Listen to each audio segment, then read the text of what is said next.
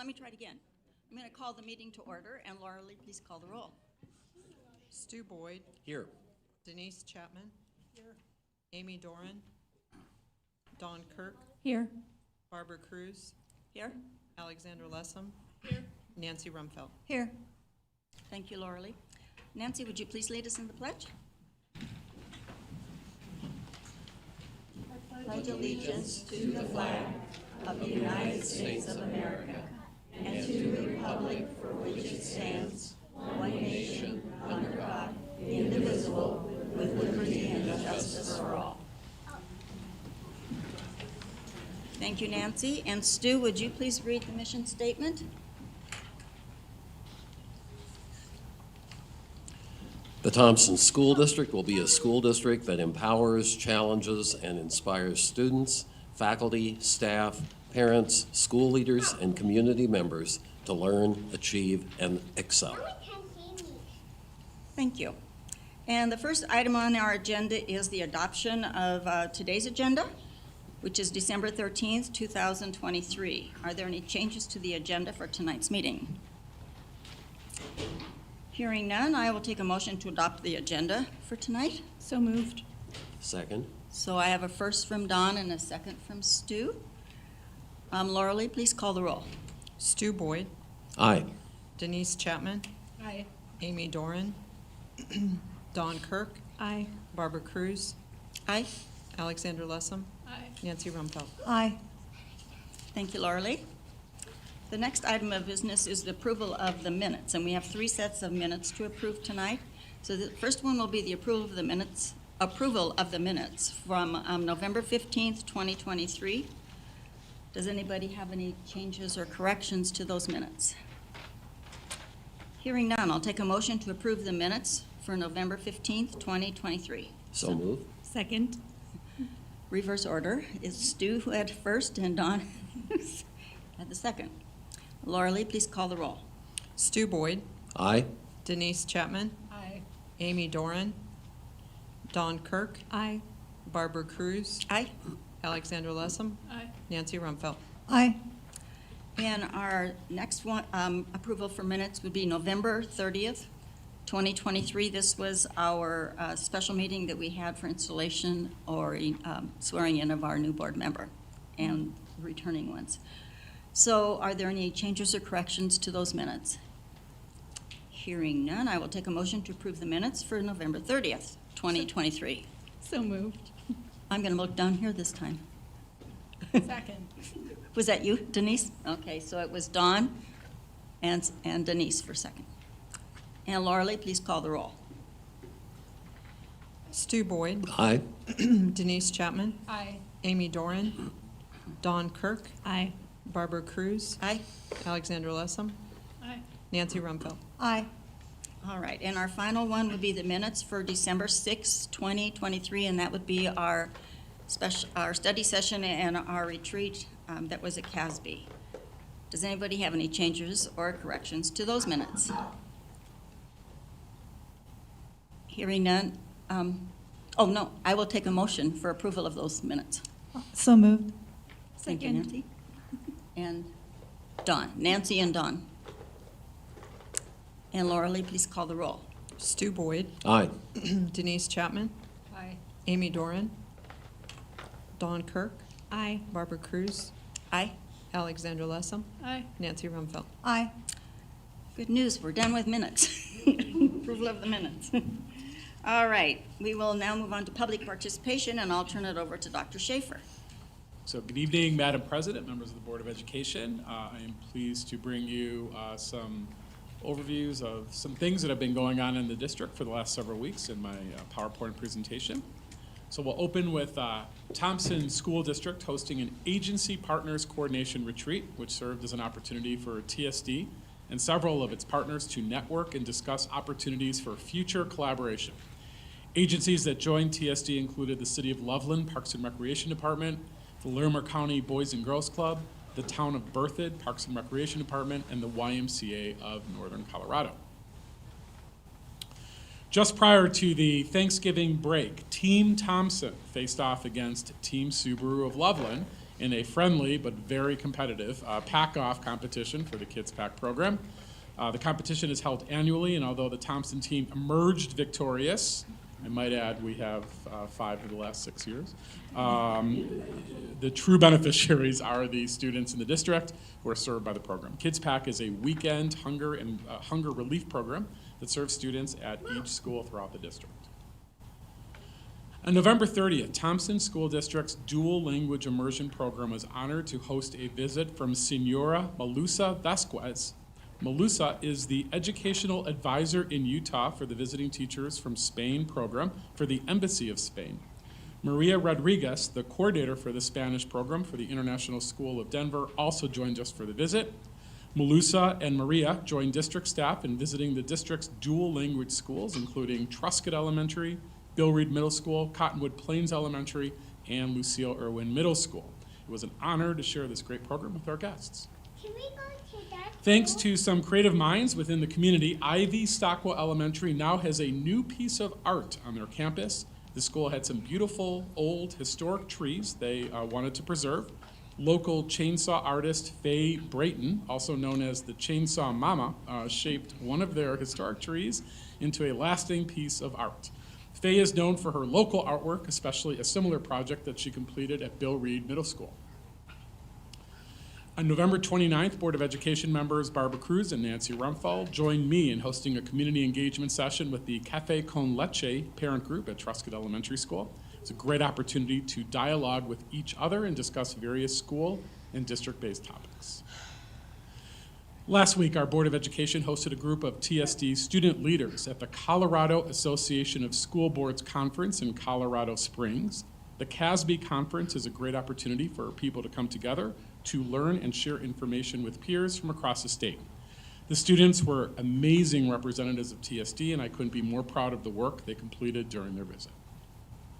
A reminder that students and families who want to attend a school outside their attendance area next school year are encouraged to complete the choice enrollment application, which is closing this Friday. Thompson School District has a variety of options available to fit the interests and goals of each student and family. To learn more, please visit tsd.org. And finally, winter break is the beginning of the district's winter break next week, which will extend from December 18th through January 3rd for students. As we move into the break, I just wanted to take a moment to say how proud I am of our entire district community for all of your hard work, continued dedication. We have had an incredible school year so far, and I can't wait to see what 2024 brings. I hope you all have a wonderful and safe and well-deserved break.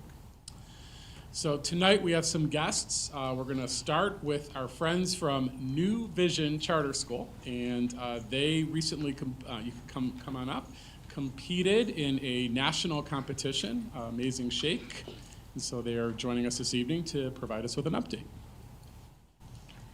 Hello, my name's Mallory Klasquin, and I teach math at New Vision Charter School. These are some of our Amazing Shake students introducing themselves to you tonight.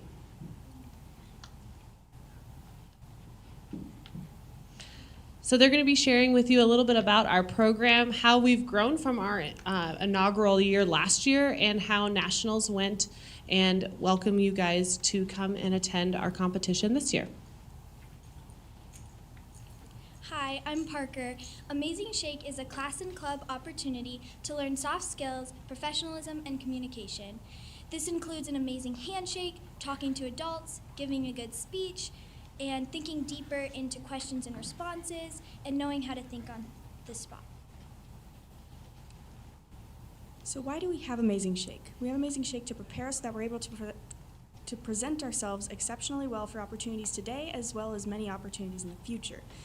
These are very applicable to becoming a well-rounded person beyond the academic classroom and how to handle ourselves well when we're stressed. And soft skills are the #1 thing that Fortune 500 companies are saying they are missing from new hires.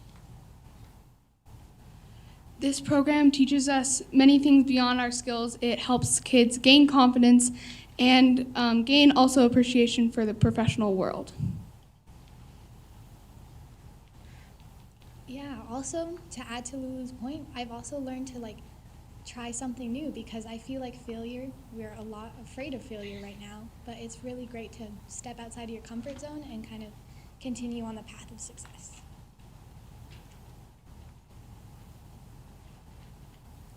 On the screen, you can see the next slide, please. Thank you. We have pictures from last year's gauntlet round, and this shows some of the stations we had. We had a college interview with CSU, a mock Chick-fil-A interview, and a news broadcasting where you had to read from off a teleprompter. And then the next slide. On this slide, this is a video from the nationals competition, a little bit about it.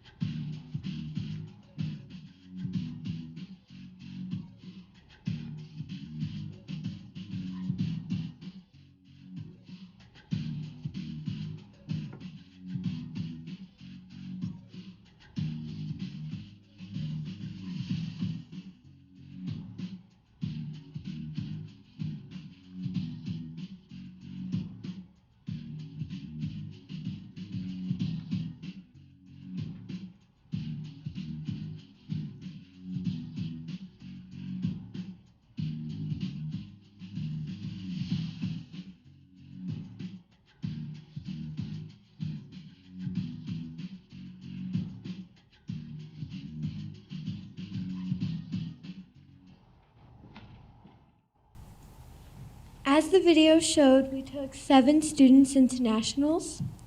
5 made the top 100, and we had 1 student, Parker, make top 50. Last year, we had 35 students compete in our program, and we only had 1 round, our gauntlet round, at our school. And we had 3 business partners, and we only sent 7 to Atlanta. This year we have 125 students, 2 rounds, 14 stations, and a work the room. We have 11 business partners, and we're sending at least 5 to nationals, hoping for more. We'd like to invite you all to come watch our gauntlet round on January 25th.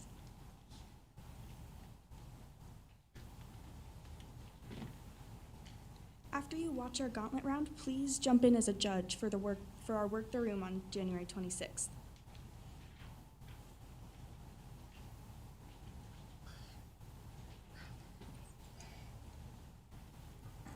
So what they're passing out to you now is just a little invitation with the dates and times for our in-school competition. And like they said, our January 25th round is the gauntlet. It's a pretty exciting and fast-paced situation. They've got over 14 stations this year, and as the girl said, we have 11 different businesses coming in to partner and run various stations. So we'd love to invite you guys to come and watch. It's quite an exciting event, and we're lucky enough this year to do a round 2, which will be the top 25. Excuse me, the top 25 students from that first night. We'll get to move on to Work the Room, which is a big networking station. It'll be 25 adults in a room with 25 students for 25 minutes. So they have to meet and greet and network. And we'd love to invite you guys to be judges to that. Do you guys have any questions for the students? On the one from the nationals, one of the things said it was the circle of doom, and I'm curious what that is. So Circle of Doom is where you sit in a circle, and every minute you move to a new person, and you get current events questions that you have to answer with your opinion and how you feel the topic relates to what they asked you. Any other questions? Nancy? I'm curious because I think it's really great that you increased the number of business partners to 11. So was that something that you all were involved in doing, or how did that come about? So I can talk about that a little bit. We encouraged our students to reach out to local businesses and speak with them about becoming a partner, whether that was to donate financially or to be coming in to run a station. And then I've also been reaching out as the sponsor for the club for various businesses. So some of the companies coming in, Chick-fil-A will be coming back again this year. Their station will look a little bit differently. Unfortunately, I can't talk about it because I don't want to give away too many hints to the students behind me. But Chick-fil-A will be coming in. OtterBox is also a sponsor, and they've graciously donated $3,000 of a grant to our program, which was incredibly beneficial. So that was really exciting.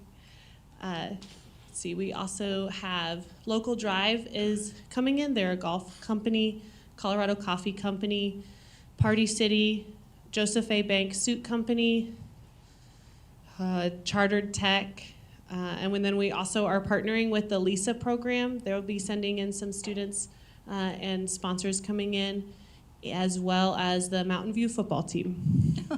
Fun. Sounds like it'll be fun for them. Yes. Other questions? What ages of students participate, and how many from last year came back, and how did you grow the program?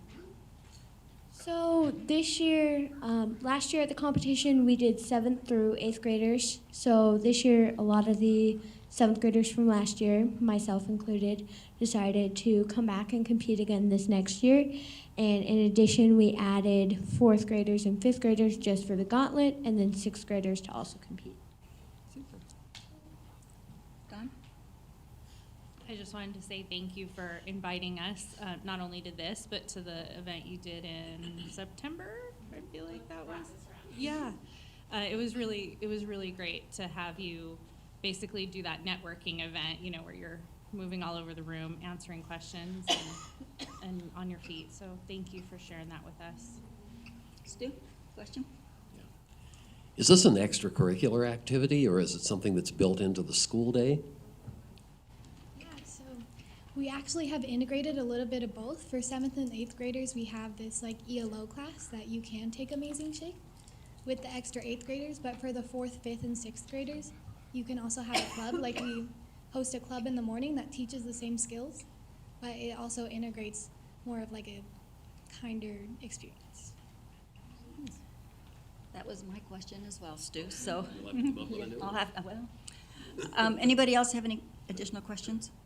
Thank you so much we enjoyed it last time so much, and it's just neat to see how they are so present in what they're doing.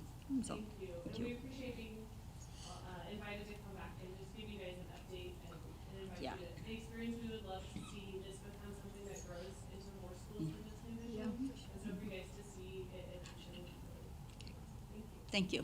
Thank you. It's actually possible, could we take a picture with Oh, our guests? yeah, of course. Would you guys like us up here in front? Yes, and we'll come down and join you.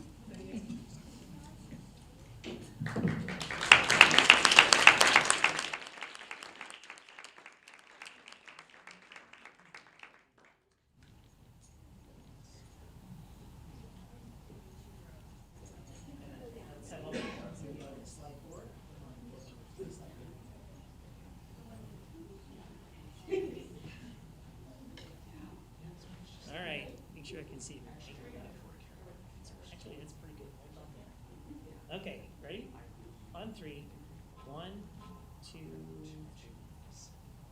Good, thank you.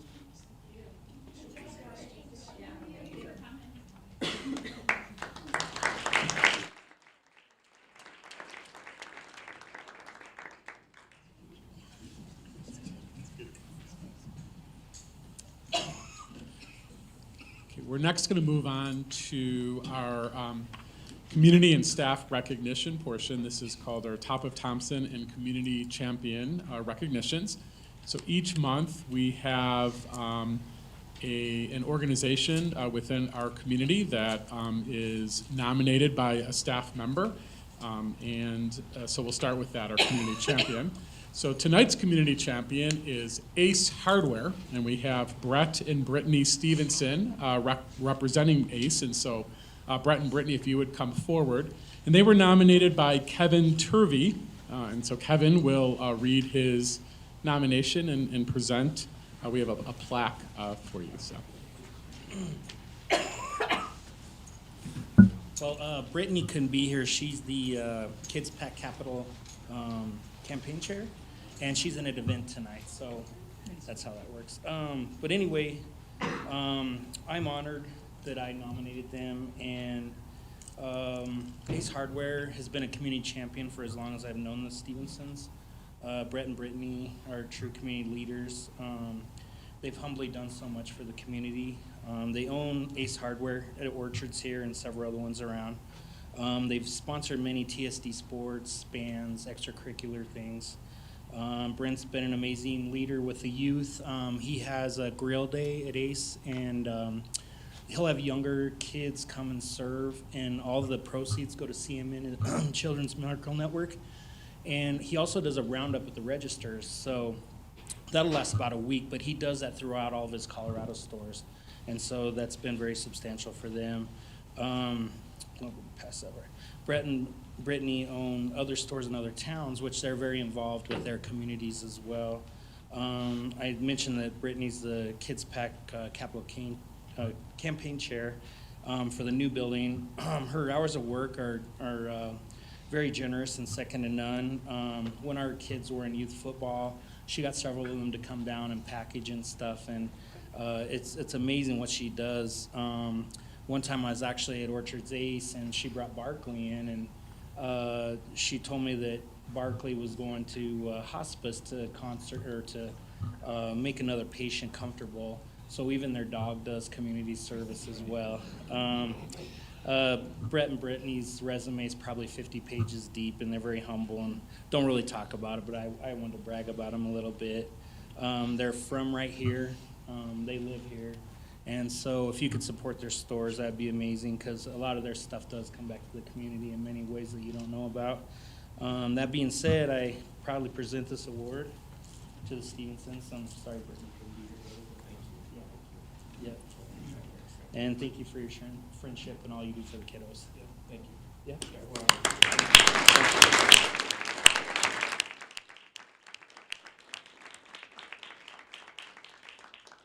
Thank you. So we're next going to move on to our Top of Thompson award winners for this month. So each month we have 3 employee groups, classified, licensed, and APT, and these are nominated by other employees.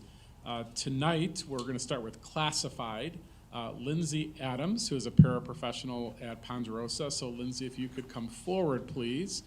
And Lindsay was nominated by Abby Oswald, who's not able to be here, so I will be honoring you, Lindsay, and I will join you at the podium.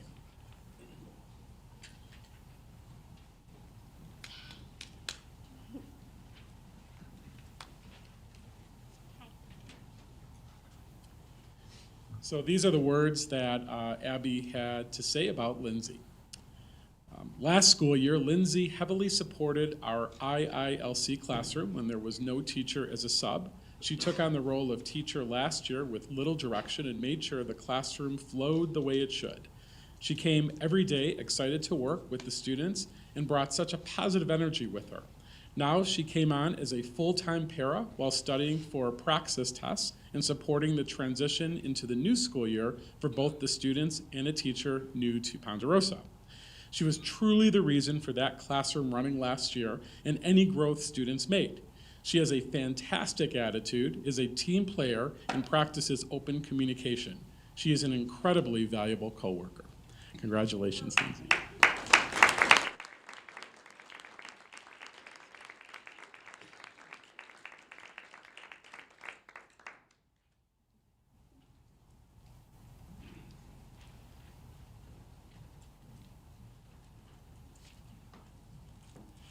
So and I didn't feel like standing at the podium, but I get to read our licensed and APT. So they are not here tonight, and neither are their nominators. So I will share with you. So first we'll start with APT. That was Liz Simon.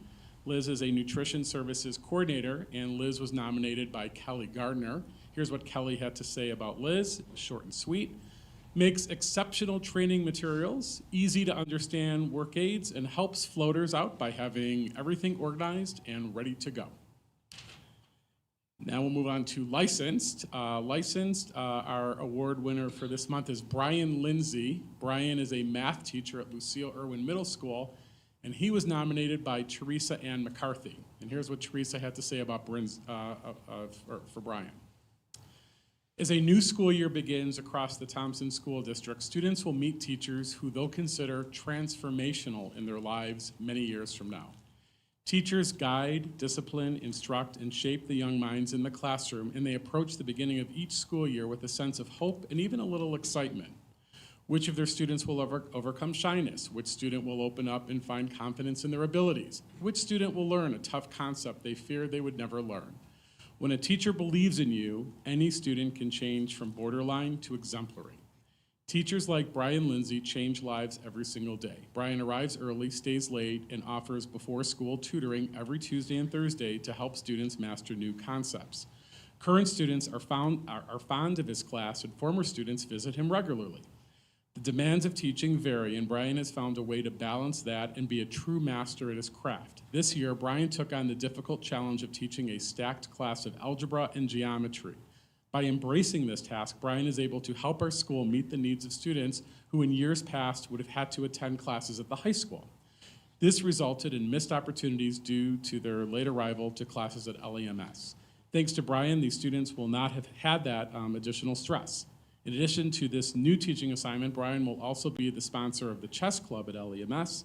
Brian has also agreed to assist with district-sponsored chess tournaments since he has knowledge of how to organize and operate such events. Furthermore, since Brian isn't busy enough, he will also cover for our administrators when they are out for district meetings. This will be a tremendous support and comfort for our staff to have such a knowledgeable and caring individual at the helm when our administrators are absent from the building. Outside of parents, teachers spend more time with students than anyone, and I'm grateful that Brian has chosen to teach and work hard each day to get the best results from his students. In my opinion, Mr. Brian Lindsay is due all of the respect and gratitude we can possibly offer. I am proud to nominate him for the Top of Thompson Award. So that was Brian Lindsay, and he was nominated by Teresa Ann McCarthy. So, yep. So I would like to invite Brett, if you could come forward, as well as Lindsay. We'd love to take a picture with you. Hopefully you're both still here. Yeah, could we just bow? We're going to do a quick picture, and Brett left, so we'll take a picture with you, Lindsay.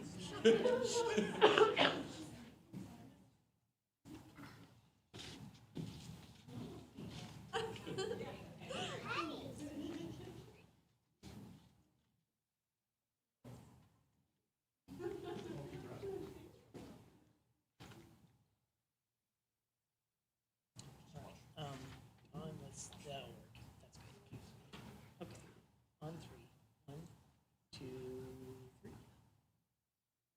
Good. Thank you.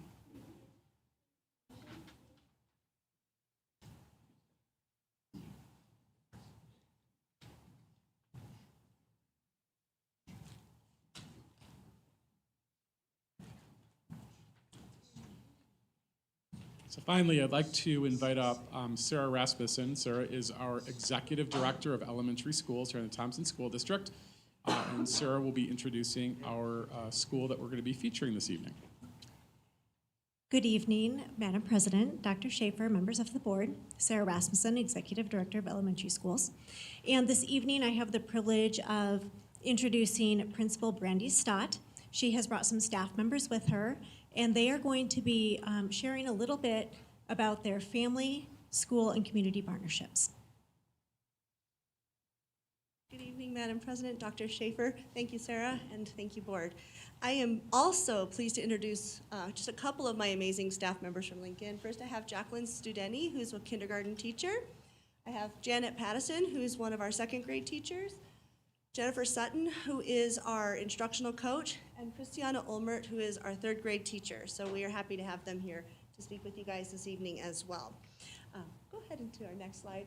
This is just our current mission statement at Lincoln. We worked on this last year with both community and student input, and we've landed on that, and it's really become what we're practicing at Lincoln this year. So our kids recite that every morning, and these are two of our kindergarten students at our most recent full community event, our holiday concert. So we can go to the next slide on that. So tonight we're speaking with you guys about our family and community engagement.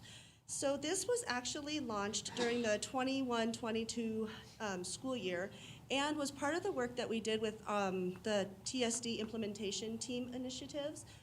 They were given 3 options. We were given 3 options: PBIS, family engagement, and attendance. And we really felt like if we tackled family and community engagement, that would then lend itself to a more positive attendance rate, as well as more positive behavior supports in our system, so building that community. So that is why we elected to prioritize that one first. We can go to the next slide. We had 2 goals when we were working with this: increase family engagement and increase the community engagement. Both of these were we were looking for bigger participation in our activities, as well as more feedback on school and district priorities.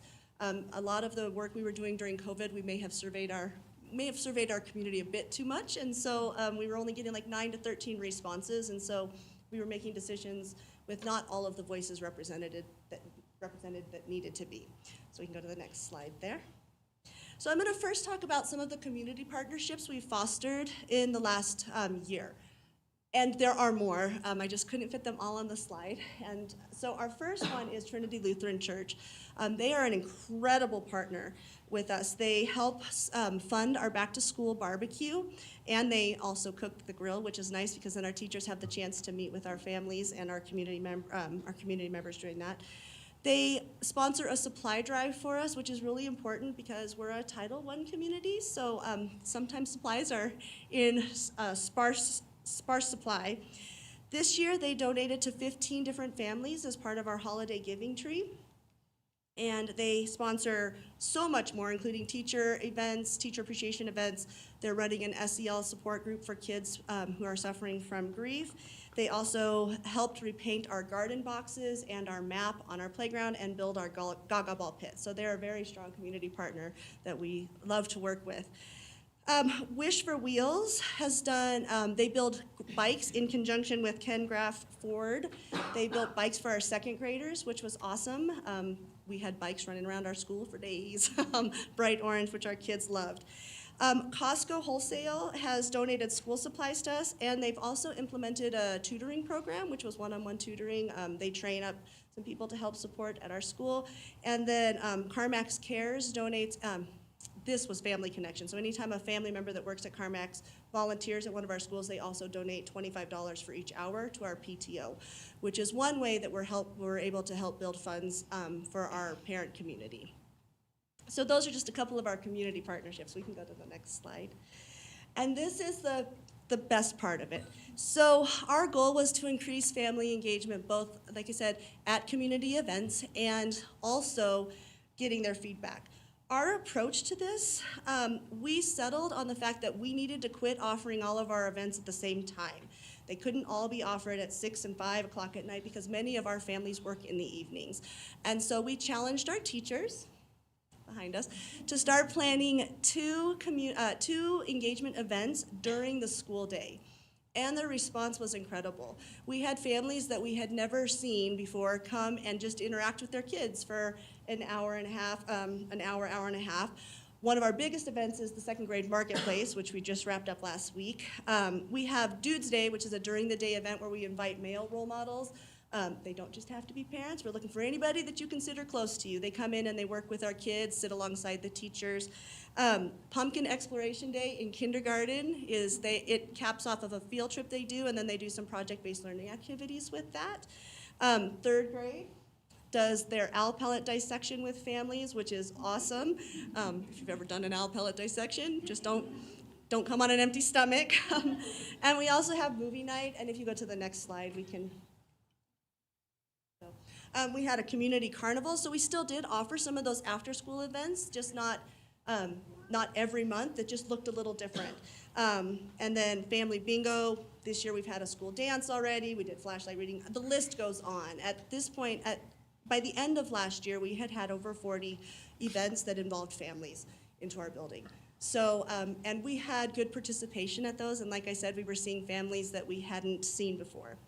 So I'm going to hand it over now to both Jacqueline Studeni and Christiana Olmo just to talk about the benefit of having those families in their class working with their kids. Hi, hello.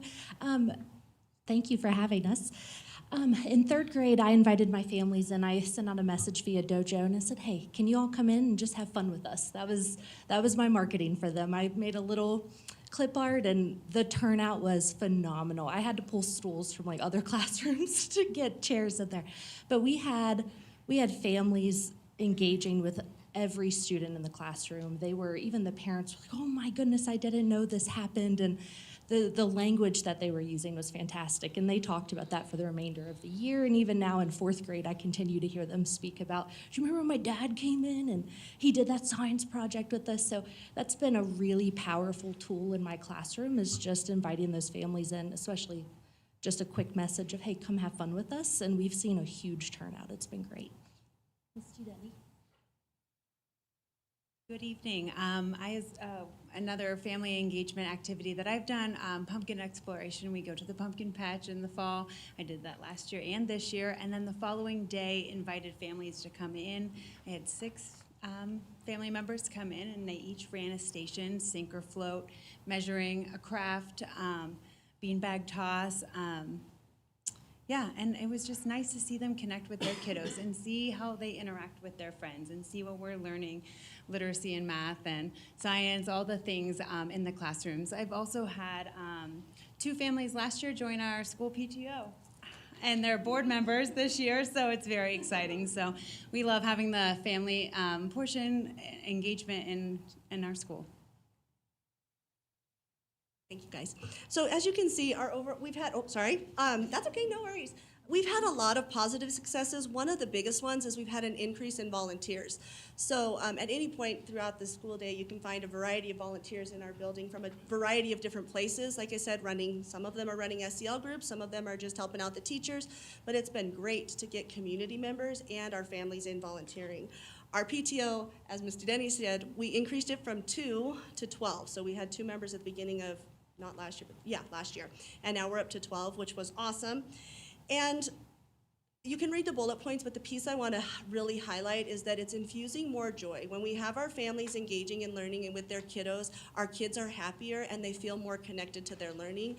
And it gives more power to our kids to be more inquisitive. And so that's been a huge benefit that we've seen at Lincoln. We're not done, so now we can go to the next slide. We certainly still have next steps. We want to continue to find new ways to connect with our families and our communities, really starting to build out those project-based learning opportunities and bringing community members in. We are still trying to increase the amount of feedback we're getting on school-related topics. It's increased, but not nearly to the level we would like to. So we're looking at all sorts of different survey or information gathering options. And we might even be putting our student council to work on some of that, having our kids call some parents and interview about some things. So some things we're just kind of tossing around. And we want to continue to work on creating those creative learning opportunities for our students so that we can build those critical thinkers and problem solvers as they continue through school. So that is all we have to present on tonight, but we are very excited about this opportunity. It's bled into our next challenge with the implementation teams, which is that positive behavior support, and we're looking to get a community member on as part of that team as well. So thank you for your time this evening. Thank you. Do board members have any questions they'd like to share? Let's start down. Denise, do you have one? Okay, Alexandra? Okay, Nancy?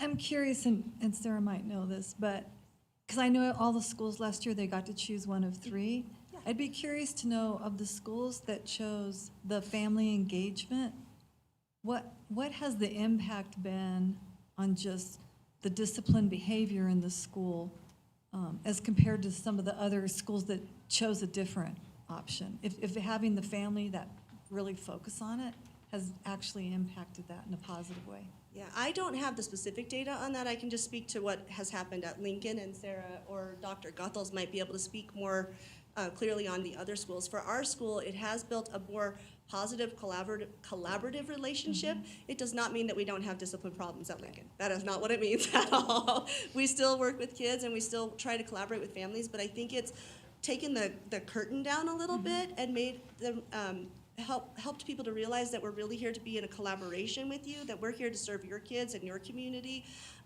Whereas I think that in years past, it might have felt like a little bit of a different hierarchy. And so we're still trying to break down some of those walls, but we've seen a significant difference with some of our families in terms of our ability to connect with them on how we help support their children. Oh, that's great to hear. Thank you. Don or Stu? I appreciate hearing the focus also on the fact that school should be about joy. Yeah. It should be fun for them to come to school, especially at the elementary, and it can be. So I'm glad that you are recognizing that. Thank you. Thank you very much for taking your time to come. Thank you for your time. Have a good evening.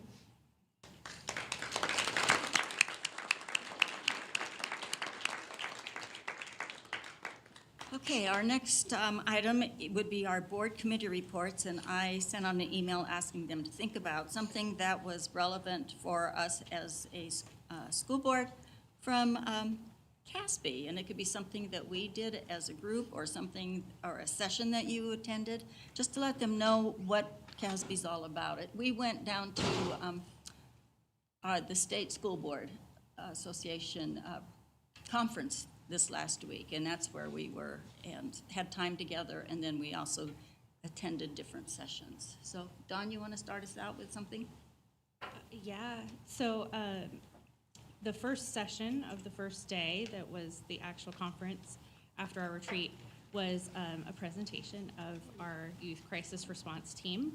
And as you can imagine, it was a little slow starting for most people because it was early.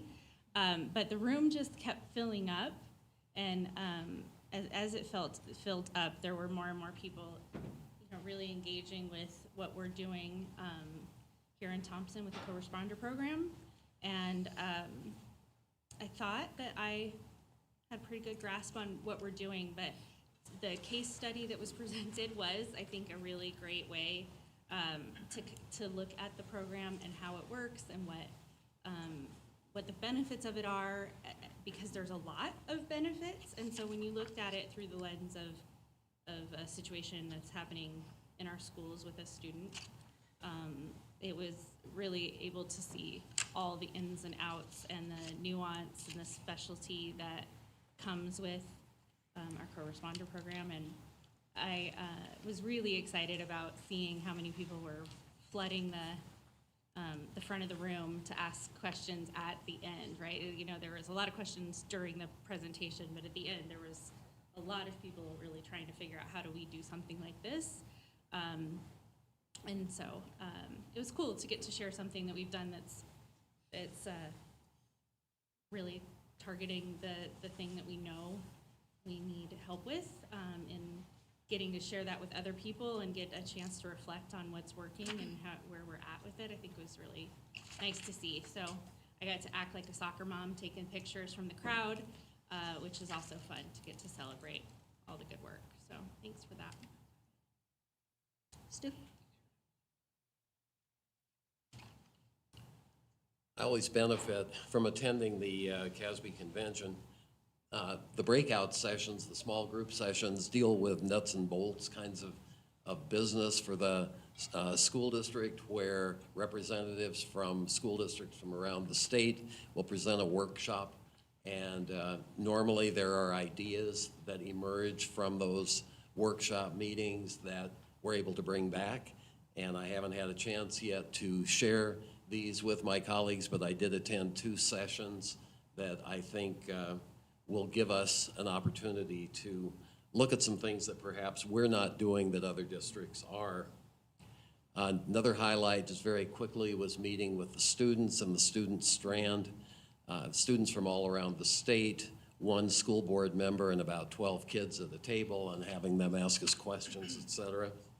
What I want to focus on is something else that's very important to me in attending this conference, and that's receiving inspiration as a board member.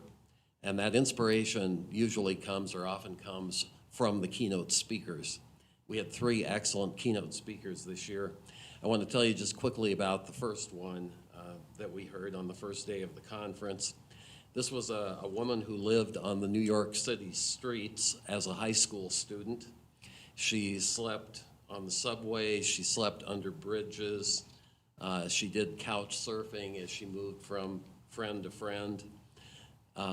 As time went on, she became quite a rebel, and she was difficult for people to be around, and parents with whom she had been couch surfing told their children not to invite her back, that it just wasn't working. She wanted an education, and she looked for the right school, and she found the right school for her. And the principal of that particular school took her under his wing. He apparently saw a lot in her that he thought was worth saving. He had high expectations for her. He practiced a lot of tough love with her. She did ultimately graduate from high school. She was still a homeless student. As a result of the work she did at this school and the inspiration from this particular administrator, she received a full-ride scholarship to Harvard. She's now an extremely successful businesswoman. And the reason I found it inspiring is that as school board members, we have the opportunity to work with teachers, with administrators, with bus drivers, with cafeteria personnel, et cetera, and we're a team. And ultimately, the goal of the team is to do what happened for this young woman. And so the inspirational part of the CASB conference every year is important to me as a school board member. Thanks, Stu. Nancy? I could, due to work, I could only attend the study session, which was at the Broadmoor.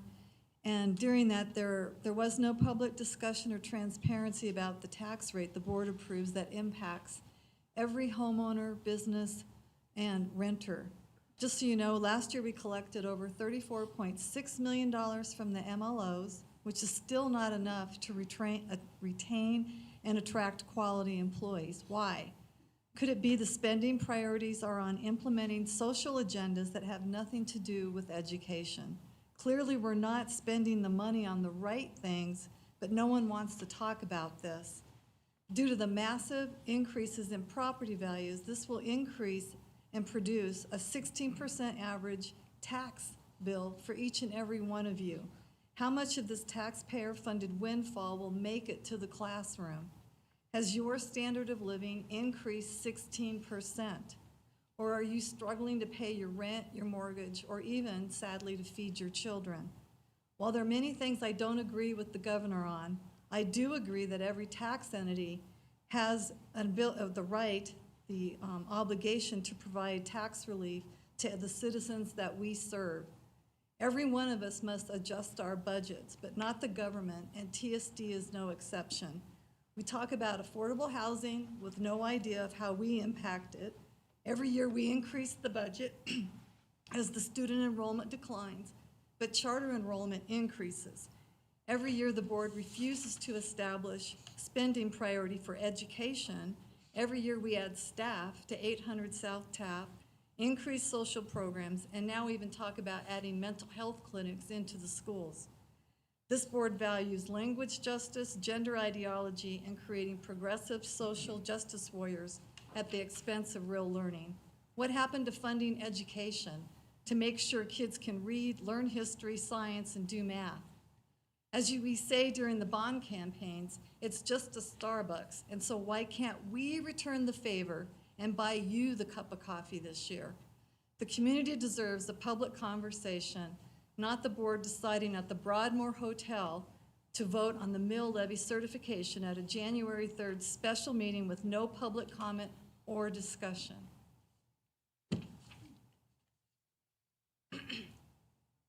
Alexandra? Thank you. So again, the CASB is great for lots of reasons. My favorite part every year is the sessions with the students, which Stu alluded to. There's a group, so all students come from many of the districts in the state. There were over 200 students there this year, which is the most there have been. And they always lead, there's a planning committee that works for several months planning the student sessions, of which we had 2 representatives from our district on the planning committee. And they're doing education and learning things about how to advocate for themselves and sort of learning to work with boards and work with administration and things like that, ways that they can improve their educational experience. And then one of the sessions that they plan and lead is an interactive session with board members, attending board members. And so that happened on Friday afternoon. And we were with sort of different students from different schools and had sort of a list of questions that we could talk about, and then also just sort of some free flowing conversation. And it's always so interesting to hear from these young people. And I met students from the Byers School District, from Aspen, from Telluride, from our own district, from Canyon City. And there are a lot of the same struggles that they have, that we have within Thompson, and some of the different things. I was able to provide one of my tables with a very, very brief lesson on school finance when they were talking about leaking roofs and falling apart buildings and things like that. Even in some of the more affluent districts, such as Aspen and Telluride, have these struggles as well.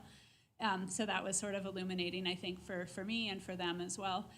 And one of the key themes that came through in these discussions was about communication between the board and the students. Canyon City actually does a phenomenal job. They have a lot of interaction between the board members and the students, and so those students really knew, kind of what the board was doing and knew who their board members were. None of the other kids did, including from our district. And I think there's a lot of room for improvement as far as educating definitely high school students and hearing their ideas as well as sharing what's going on with them. So that was very illuminating and filled me with a lot of ideas of things we can do a little bit better here.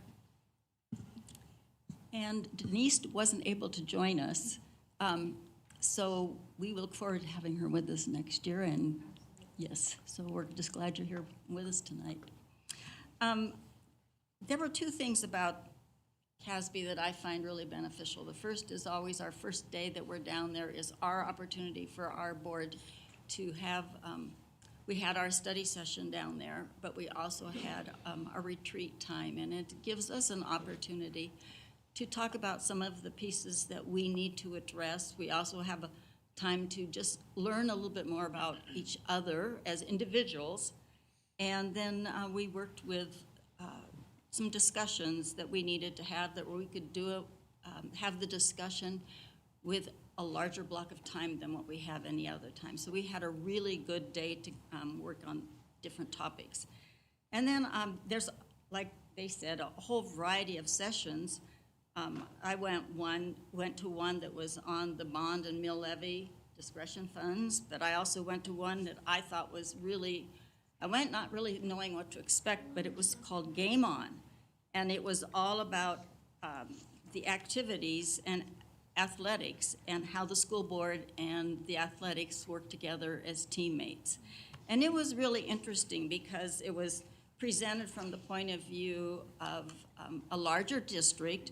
They talked about having a team or a committee that worked with the athletic director and problem-solved pieces, and then they divided it down into smaller areas so that maybe there was a larger group of about 6 people, but then small groups that fit under all those different categories to talk about intramurals, talk about issues that come up with sports or any activity. It wasn't just all, with Game On you think, oh, sports, but it was all kinds, from e-games to all of the activities that kids participate in, and it was really quite interesting. So Kevin, I'll be talking with you sometime. Basically, CASB was our time to just kind of build our community as a board and work together. So let's move on to public comment.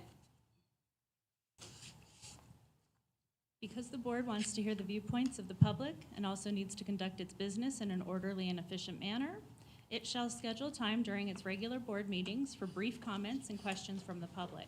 The board shall set an unlimited time for public participation prior to the business portion of the meeting. However, the time for each speaker shall be limited to 3 minutes, and each individual will only be recognized once. Public comment and questions at a regular meeting may deal with any topic related to the board's conduct of the schools. Speakers may offer such criticism of school operations and programs as concern them, but are encouraged to exercise their speech rights responsibly. The board encourages the discussion of all personnel matters to be conducted in executive session. I'll call your name, and then the light will go on over here when you start talking. You'll have 3 minutes. When you have 30 seconds left, the light will turn yellow and make a little beep, and then at 3 minutes, it will start flashing red, and it's going to keep beeping so that you stop talking. First up, we have Barbara Chowry.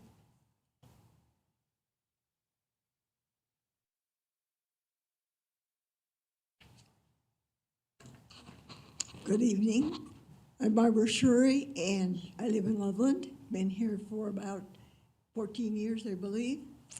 And I have enjoyed very much this meeting so far, to hear what's happening in the schools and to get to know your board members a little bit. And thank you, Madam President and board members, that you allow us to speak. And I just want to congratulate you on the re-election of Nancy Rumsfeld, and I think that you will find her very wise and competent, you might say, or with expertise in the financial area that you, as all the rest of us, are facing difficulties and interesting problems to confront. And so I just want to congratulate you on this, board member, and look forward to following your activities in this year. Thank you.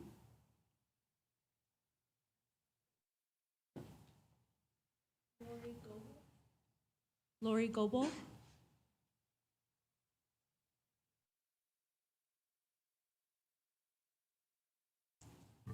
I'm ready. Madam President, board members, Dr. Schaefer, members of staff, citizens and parents of the beautiful city of Loveland, Lori Goebel here. Yes, it is the holiday season, and it's time to go to Grandma's house, right? Or will we? I want to speak to you about reducing the mill levy. As was the case yesterday morning at the county commissioners, we gathered as concerned citizens, mostly grandparents, because people are working, they can't take time off of work.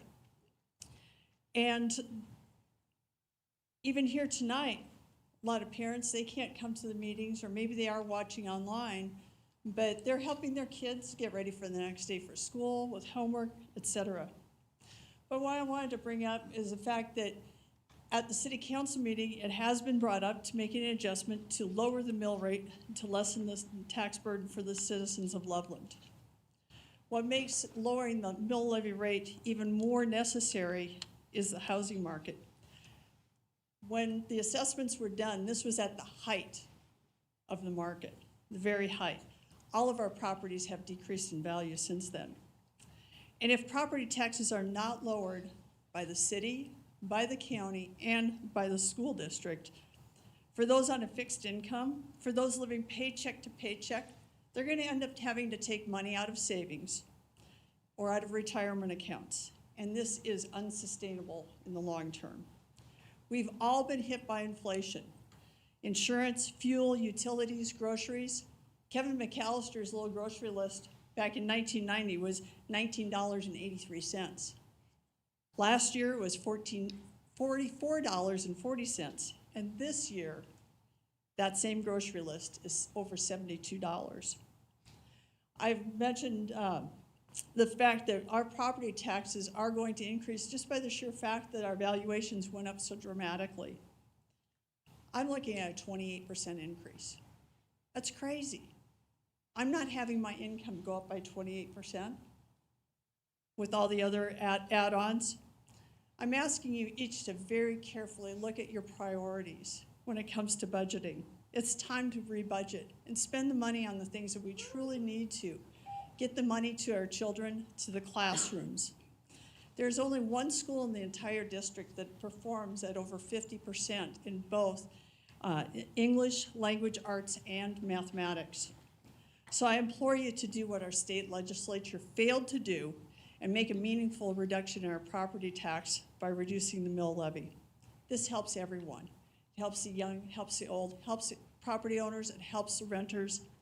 Family is important, as was mentioned by the Lincoln Elementary. So, Merry Christmas. Thank you. Forrest Epler.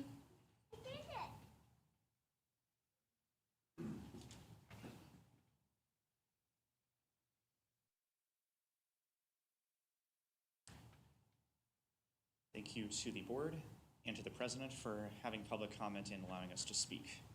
I believe that public comment is very important. I come to you as a former TSD student.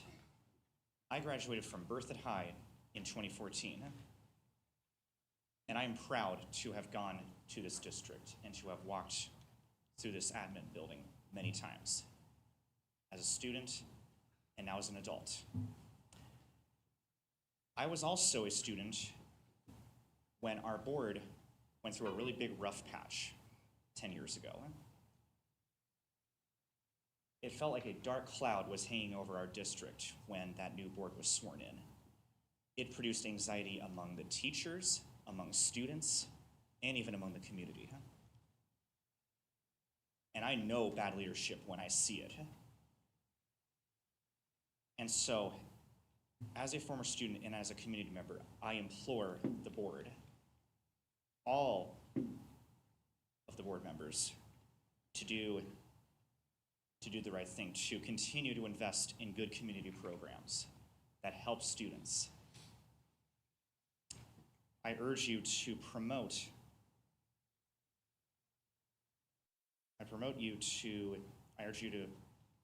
accountability among our teachers, among our staff, and amongst yourselves, and to bring forth complaints or issues that you have according to district and board policy, not on social media and airing your own personal grievances. And I also urge you to please listen to students. You listened to us when we brought our own personal grievances and our own issues up 10 years ago. Please continue to do so. And I also really ask you to use your position to do good for our district and not advance your own personal agenda. Thank you.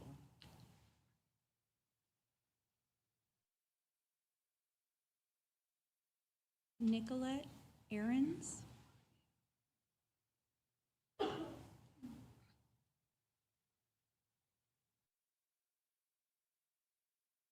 right, thank you so much. Good evening.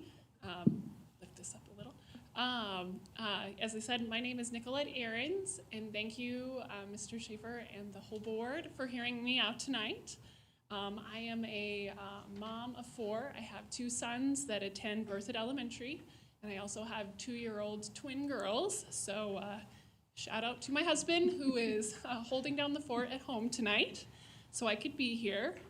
I am here to share concerns about the recent bus transportation plan that is affecting Berthoud bus routes. Families in the area where we live are 15 to 20 minutes outside of town. Our bus comes, I apologize, at 7:12 in the morning. And even if a family can drop off their kids at 7:45, by the time the parent returns home, they will lose almost an hour of work time. And that totals up to 7 hours in the period that's being requested, which is almost a full work day lost when they don't have busing. If a family is unable to find a carpool, that doubles to 14 hours because of the return home. You can probably see that for families that don't have options to hire childcare because those hours are over a short week and sporadic, providers are not going to come around wanting to help you with that childcare time.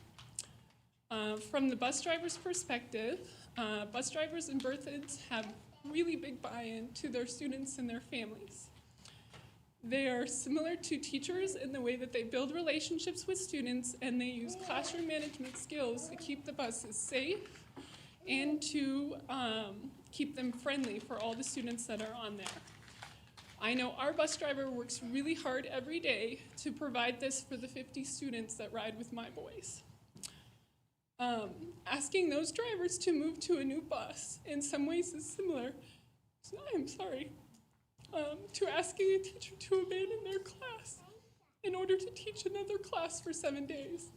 And that, as you know, if any of you have ever been teachers, is not anything a teacher would ever accept.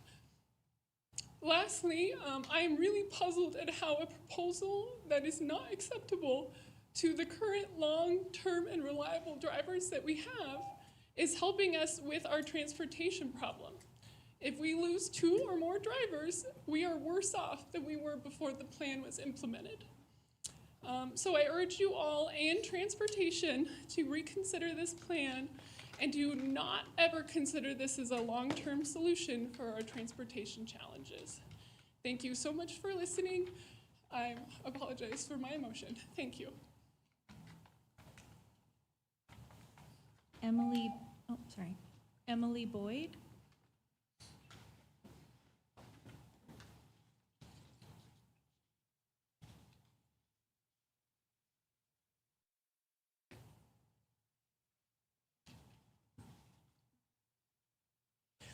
Hello, my name is Emily Boyd, and I will have bus eligible students in Berthoud and in Berthoud schools through 2037.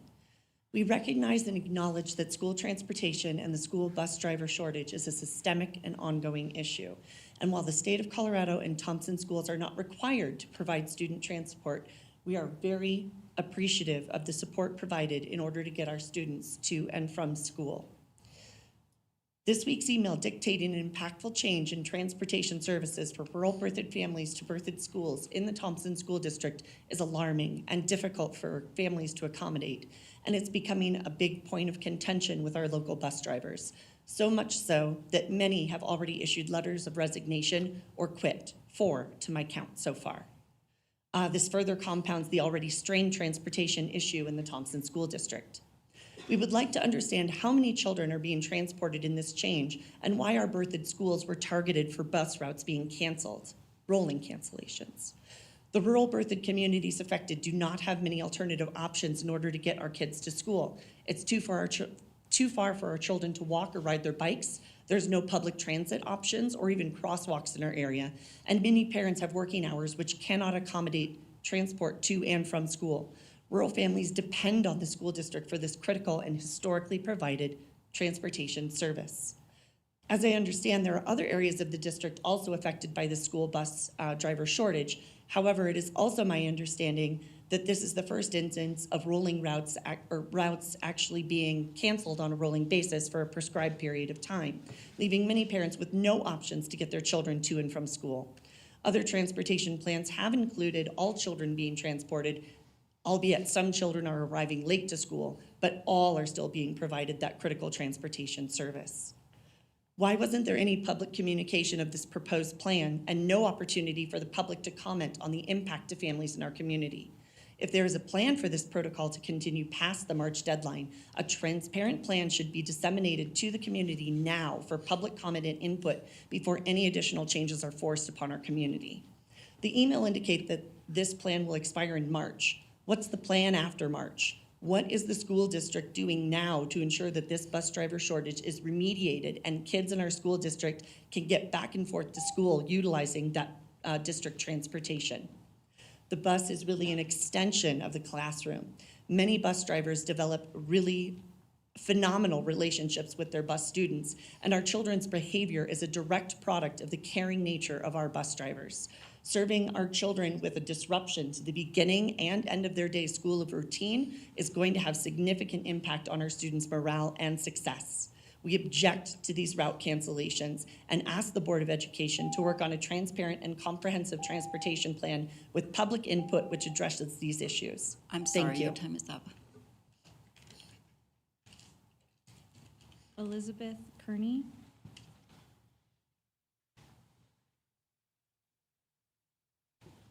Good evening, Board. Thank you for spending your evening doing this important public work. I'm Elizabeth Kearney, and I live in Berthoud, Colorado. I'm here to talk to you about the bus driver problem. I've heard from several of my friends in Berthoud who drive school buses. One's a farmer on the rest of the day, and he's driven a bus for probably 20 years. And he is shocked that all of a sudden transportation is going to be pulled out from underneath his route. He is a great guy. He has great relationships with his kids, and now those families have been told, hey, sorry, you got to get your kids to school. Don't know how that's going to happen, but they have to get to school and they can't walk. It's county roads that have lots of traffic on both sides. So that's my first issue. I would like to weigh in on the need for public comment and consideration before those kind of changes are just lobbed out there. The second one is on the mill levy decrease, which this board has the authority to do. You can temporarily reduce the mill levy this year and give a break to every homeowner, every property owner in this district. Here's a little summary from your annual comprehensive report that's part of your agenda tonight. In 2014, property taxes levied were $29 million. In 2023, property taxes levied were $65 million. In 2014, there were 15,000 students in the district. In 2023, according to your comprehensive report, there are 12,704. That was a doubling of taxes levied and a reduction in students. And I'm not great with math, but there should be a little wiggle room in there that you guys could have some grace and reduce that mill levy just for this year. And hopefully the legislature will come forward and be able to do something else to fix it. But you guys have the power. So if you pass on this, next time you show up in front of the district shows up in front of the voters asking for more money, guess what the voters are gonna say? Sorry, can't help you. This is your chance to create some good faith. It's a critical opportunity, and I urge you to grasp it. Thank you.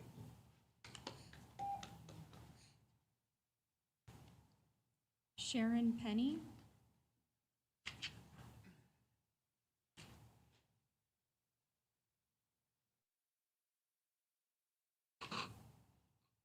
Dr. Schaefer, President Cruz, board, staff. Sharon Penny, Loveland. I know your thoughts, says the Lord. Whether you're asleep or awake, I know your thoughts. I am for you.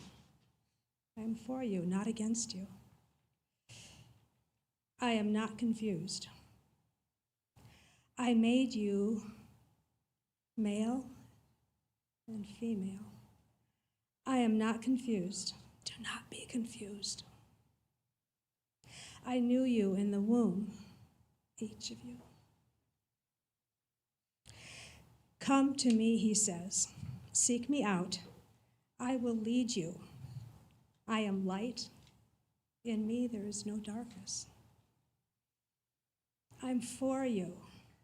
I'm not against you. Do not be confused. Come to me, he says. Seek me out. I will lead you. I am light. Thank you.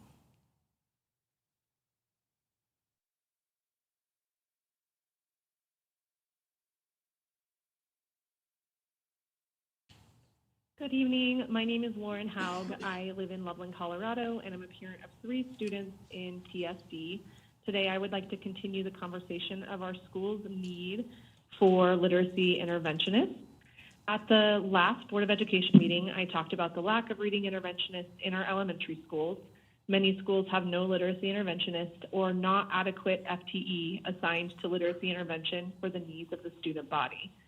I understand that building administration is largely responsible for staffing at the building level. However, I'm asking that the district reconsider this when it comes to staffing for literacy intervention. I believe that adequate literacy intervention personnel should be required in every school, especially in elementary schools where they will have the biggest impact. This will not only have a positive effect on literacy growth across the district, but will also have a positive impact on the social emotional aspects of our children's learning experiences throughout their K through 12 careers. This in turn can have a positive impact on chronic absenteeism and our graduation rates. It's my understanding that the board and district administration are discussing a potential mill levy override for the 2024 election cycle. I would like for the board to propose that a portion of these funds be set aside for strengthening literacy intervention offerings within our school. Thank you. I can be reached at haug.lauren@gmail.com. That's HAUG.LAUREN@gmail.com. Thank you. Good evening. This is Linda Rosa. I'm a retiree in Loveland, and I've lived here for 30 years. I'm speaking today to urge you to lower the school district's mill levy that will, starting in 2024 and thereafter, contribute to sky-high property tax bills. It appears it will add over $22 million to the district's property owners' bills. I want to urge you to reverse course and do a permanent mill levy reduction with a reasonable increase for the next year and all years thereafter. A whopping jump of 30 to 40% increase in valuations is simply not reasonable to inflict on taxpayers when the typical increase are more like 6 to 7%. This is going to hit the citizenry hard. These are hard times. Financially, people are hurting. They're already struggling to cope with large utility bills, the ever-increasing prices of food, housing, insurance, and for some, all the monstrous fees and taxes inflicted by metro districts. Reports are that the elderly are foregoing prescription meds in order to buy food. And KidsPAC reports on their website that 5,000 children, 1/3 of the district students, come from families struggling with food insecurity. And on November 7th, Loveland's voters across the board voted for tax relief. They need tax relief. I urge you to consider lowering the mill levy, though, so that the school district gets a reasonable increase. I hope you keep in mind that the most effective way to keep housing in this city from becoming even less affordable is to be realistic about what citizens are able to pay in property tax. Families are counting on you to be humane in your taxing policies. Thank you very much for your time and attention.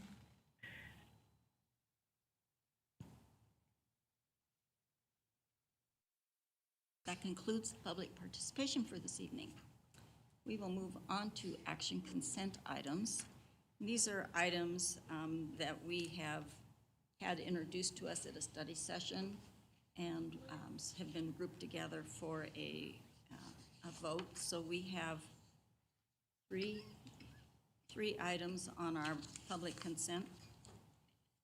Yeah.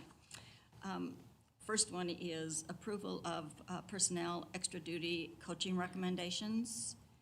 5.2 is approval of expenditures over $50,000, and 5.3 is approval of gifts and donations. And so I'm going to ask Alexandra to read the donations for us, and then we'll take a motion for passing these. There are 3 donations for which we are grateful. Oh, sorry, there are 4. Number 1, a $1,500 donation to Mountain View High School for Mountain View athletic sponsorships from Pelican Joe's Pizzeria. A $2,000 donation to Mountain View High School to support the band program from Jerry Chase. A $2,000 donation to GED program testing from Julia Cherry. And a $2,200 donation to Ferguson High School for scholar field trips from Andy and Ginny DeYoung. So thank you very much for all of those. Thank you. Alexandra. All right. I will take a motion to approve these three action consent items. So moved. Thank you, Donna. Second. And Alexandra. First from Donna, second from Alexandra. And Laura Lee, will you call the roll, please? Stu Boyd. Aye. Denise Chapman. Aye. Amy Doran. Don Kirk. Aye. Barbara Cruz. Aye. Alexandra Lessem. Aye. Nancy Rumfeld. Aye. Thank you, Laura Lee. We will move now into discussion action items, and we'll begin with 6.1, which is the acceptance of the 2022-23 Annual Comprehensive Financial Report, known as the it doesn't make sense, ACFR. It does not make sense. It has to be a vowel in the middle of all those consonants. It's the way it goes. All right, Gordon Jones, thank you for joining us. Thank you, Madam President. Good evening. Dr. Schaefer, members of the board. I'm Gordon Jones, Chief Financial Officer for the district. This agenda item that is being brought forth for the board's consideration is an annual item that takes place. Colorado statute requires that any public school district has to have an outside independent audit each year, and that audit is to be completed within 6 months of the end of the fiscal year. The district's fiscal year runs July 1st through June 30th. So the report that's being presented to you tonight for consideration is for the 2022-23 audit that is, I'm pleased to say, very near to completion right now. There are a couple outstanding items that I'll refer to here, but it is very close to completion. So this being the last scheduled board meeting for the board, the consideration that's being asked is for acceptance. It's not approval necessarily, but it's essentially approval, acceptance of the audit report that we have from our independent auditors. This is not required by statute. It's considered standard practice and good practice to ask the board for that consideration. So the document that that is posted on the website is the essentially complete audit that has been prepared by staff with review by our independent auditors and then issuance of their opinion. The document that the board has been provided provides an overview of sections of the ACFR, again, Annual Comprehensive Financial Report for the board's consideration. Last year, the report was 145 pages. This year, 147 pages, so a slight increase in the volume. There's a lot of detail that's in this report. There's a lot of factual information about the district, about operations of the district, and the financial statements for each of the funds that the district maintains. So if I could, I'd like to just refer the board and the community for that matter to a few highlighted sections or portions if somebody doesn't want to spend the exorbitant amount of time of reading all 147 pages or poring over that. Certainly all that information is there.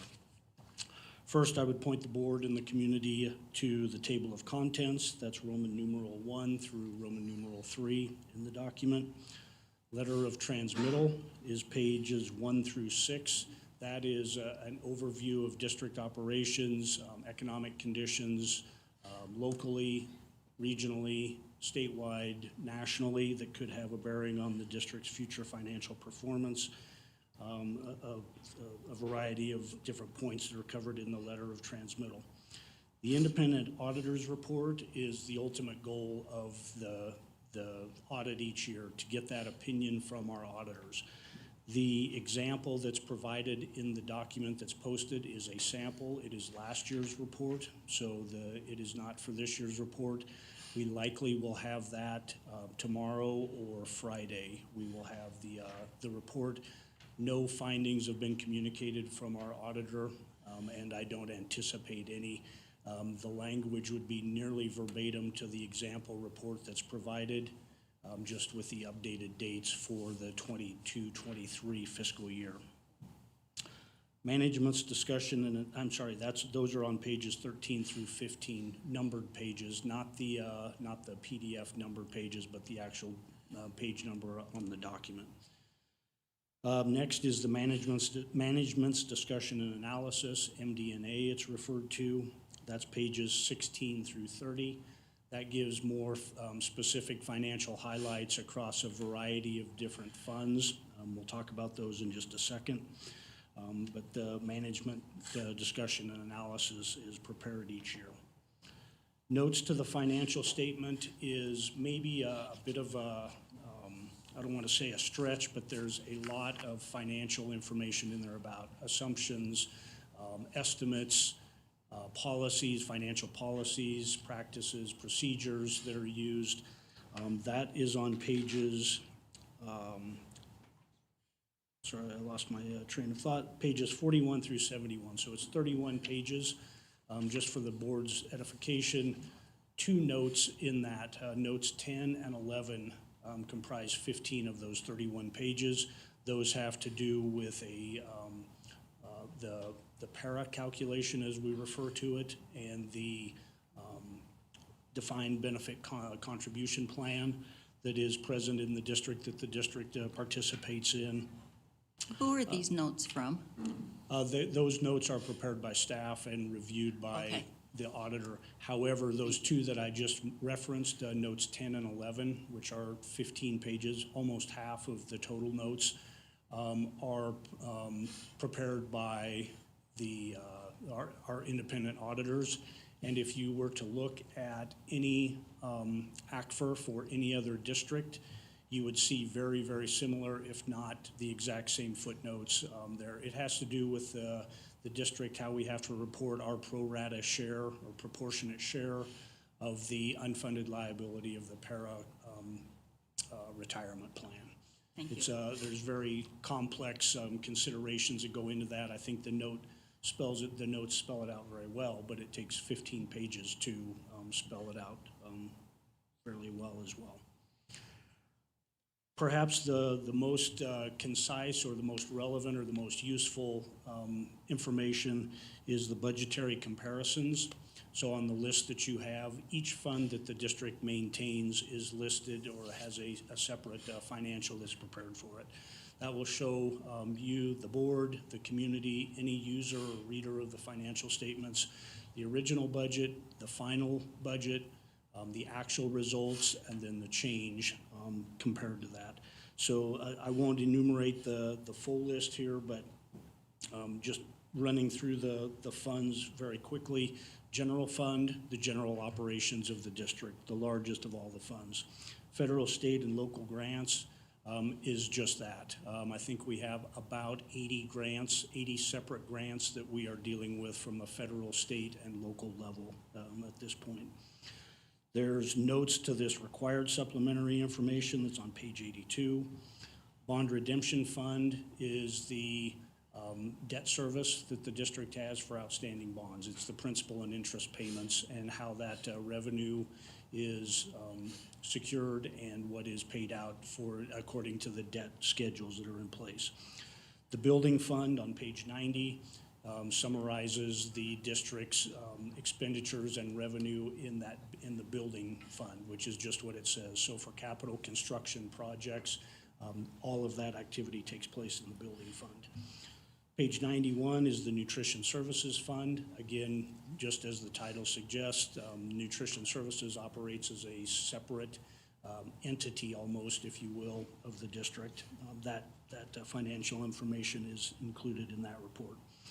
Athletic and Activity Fund is largely fundraising that schools do, dollars in, dollars out, that are largely related to that, those activities. The Land Reserve Fund on page 93, also referred to as PILO, which the acronym is an acronym for Payment in Lieu of. These are fees that are paid to the district, required to be paid to the district through agreements with each one of the municipalities that the district operates in. For each property that's built, each home that's built, there's a fee that comes to the district, or at the district's discretion, they can negotiate with a builder to have dedication of land rather than paying the fee. Therefore, the name Payment in Lieu of, the PILO account. Fee-supported programs fund is on 94. That's any activity that has a fee associated with it. So class fees will be in there. The early childhood program for the year in question, or the year being reported here, is the 22-23 year. Those tuition costs or tuition revenue is included in there. That is changing effective with this fiscal year 23-24 because the state has migrated to the UPK, or Universal Preschool Program. So those dollars will no longer be reported in the fee-supported programs fund. And Capital Projects Fund on page 95 is similar to the building fund, but on a smaller scale. So any capital projects, a repair to a roof perhaps, an air conditioning unit, a boiler in a building for heat, parking lot repair, still capital of nature in nature, but typically not elevating to the size of the transactions that are typically taking place in the building fund. And then the last section that I'll reference, and again, this is an example only and marked as such in the document that's posted. It's referred to as the single audit. Single is a bit of a misnomer because it deals with federal programs. So as part of the uniform guidance that the district and all other school districts and anybody receiving federal funds from a grant perspective have to abide by, they have to undergo a single audit. Single audit is really just looking at specific federal programs that we have.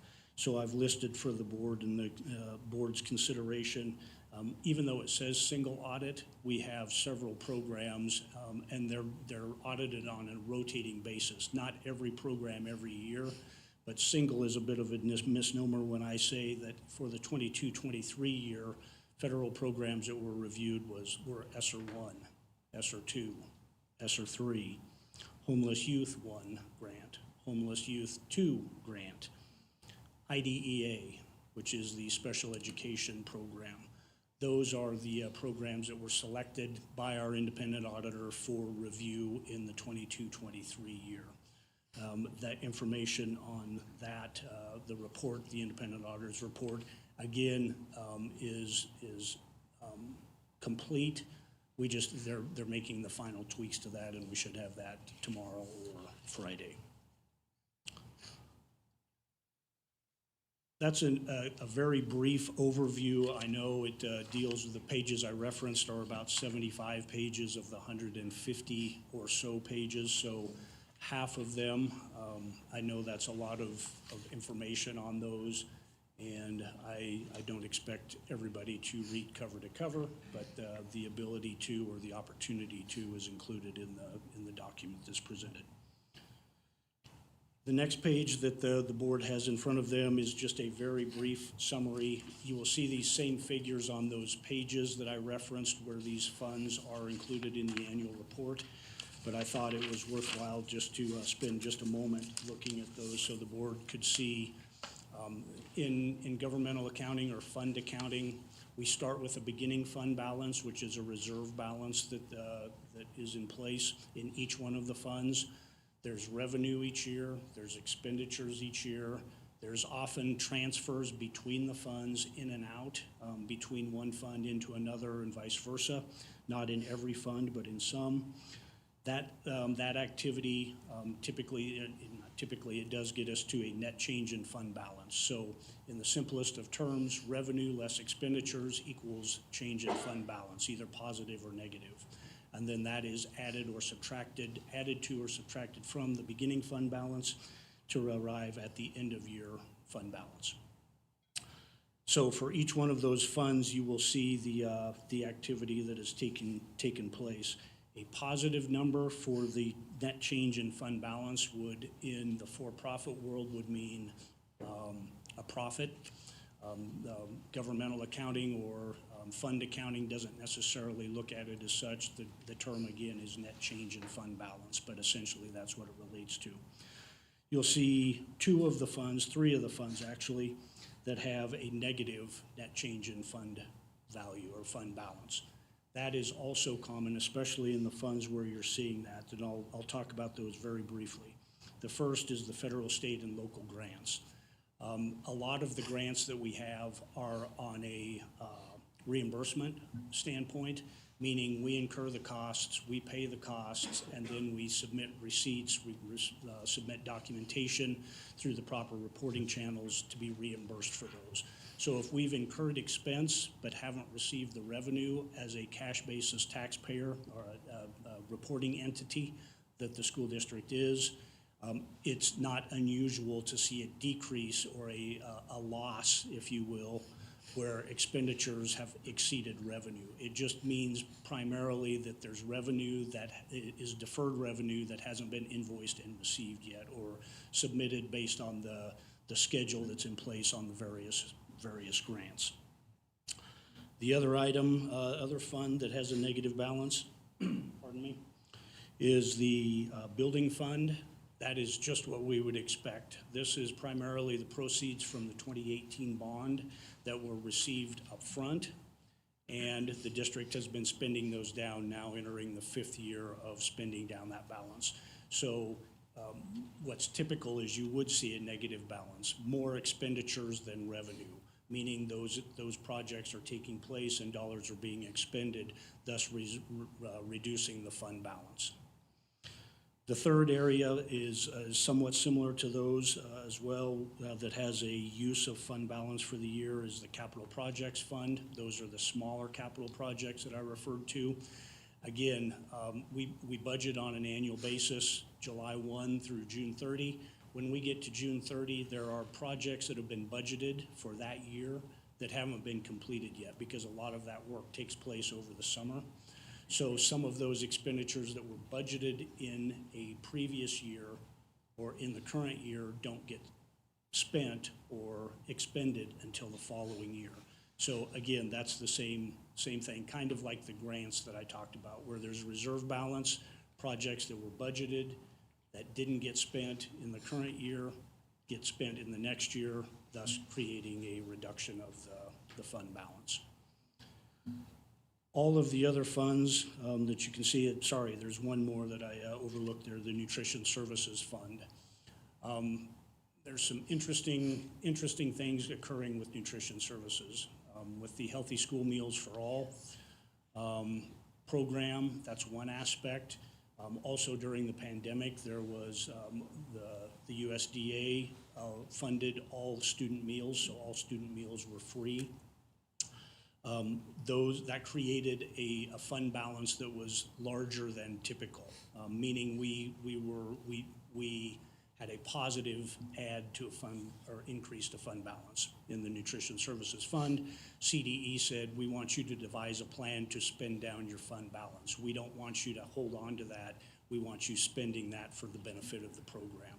So taking that to heart, that's exactly what the Nutrition Services team did, and they are spending down that fund balance on a prescribed plan that has been reviewed by Colorado Department of Education as well.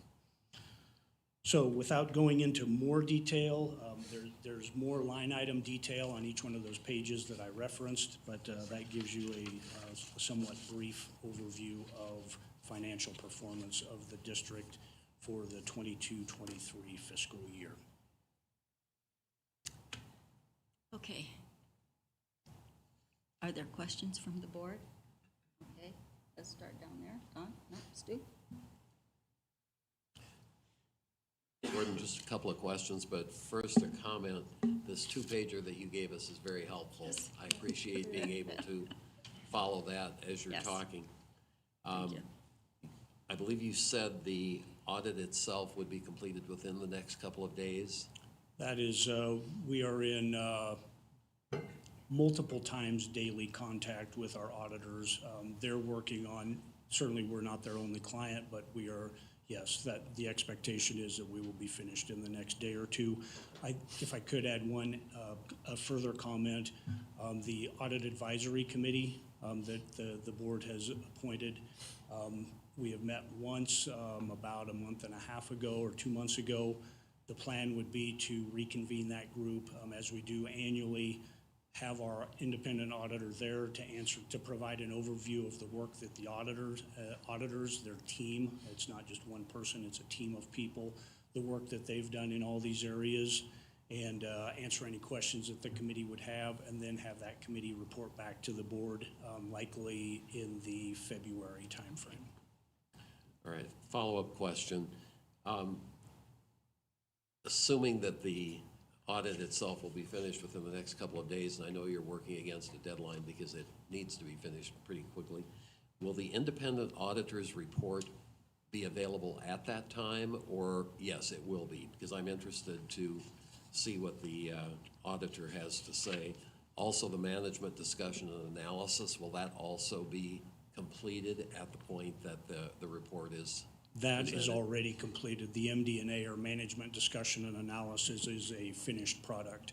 That's part of the final review work that the auditors are doing, is ticking and tying the figures that are referenced in the MD&A, the Management Discussion and Analysis, with the financial statements, making sure that they're in agreement with the comments that have been made in the MD&A, that they agree with the financial statements. So the MD&A is a completed document.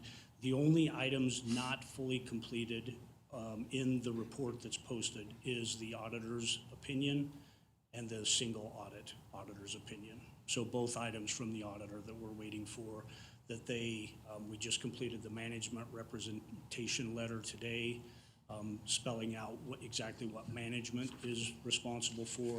That's another requirement before they will issue an opinion. We have been told again that there are no findings. They're sampling of all the work that they've done from a sampling perspective. There are no findings, and I would expect the language to be nearly verbatim to the example documents that are in the report now, just for the current year. All right. And then the opinion will be available when? Those are the last two pieces that we should have tomorrow or Okay, Friday. and they will be part of the completed audit? Absolutely. Okay. I'm very interested in seeing those parts. Thank you, Gordon. All right, other questions? Nancy? First, as always, thank you for you and your team's work on this. As an accountant, I understand what goes into this, and I'm sure you'll be breathing a big sigh of relief when it's over. One thing I like about this report, well, first, I don't like its new name. CAFR was better, but Agreed. is that you can, it's a great report to really see actuals.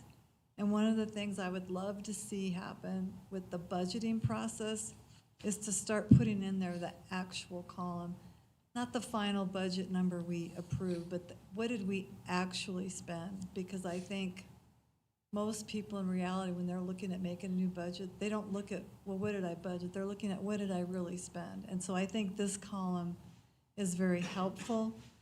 I also look at the understanding that when you look at, which this summary that you did for the fund performance is really helpful. So just between the general and all of the grant funds, just to understand that when you take that by our funded pupil count, we're spending over 14,000 per student. So that's again why I do think we need to, at certain points, start talking about what does it really cost to educate one child. And the mill levy revenue was originally at 32, almost 33. We ended at 34.6 million, which is a great number, but I think people need to understand it's important right now to say there is no more room for another mill levy override because we're basically are almost at legal capacity to do it anymore. And the maintenance mill levy override, as I call it, is the only option we have to free up money and make this keep working. But overall, thank you for all your work on this report. Thank you for your comments. Any other questions? All right, so what do you need from us? Just an acceptance, a vote of acceptance, or what? What's it look like? The ask would be, and it could be, I'm not a parliamentary procedure expert, but I would imagine that in the wording of the motion, that it could be something, because it's not a fully final document yet without the opinions that are there. Again, I have a very high level of optimism that the opinions will be an unqualified or clean opinion, which is just what we're after. It'll be very much like it is, if not exactly as it was worded last year for the audit opinions that we should have in the next couple days. And those that know me, for me to say I have a very high level of optimism is a extreme statement. So perhaps a motion that would include the language of adopting or agreeing to adopt the annual report, the 2022-23 annual report as presented, pending any unknown, I don't know, I'm sorry, I should have written out an eloquent statement for the motion, but pending any adverse findings or adverse results from the final audit opinion that is issued, Okay, I'll that try the to report is adopted. Try.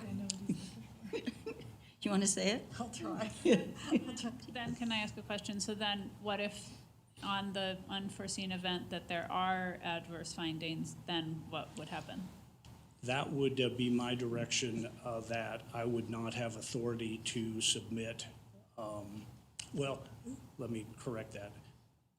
I do still have the authority, the district has the authority and the requirement to submit by December 31st.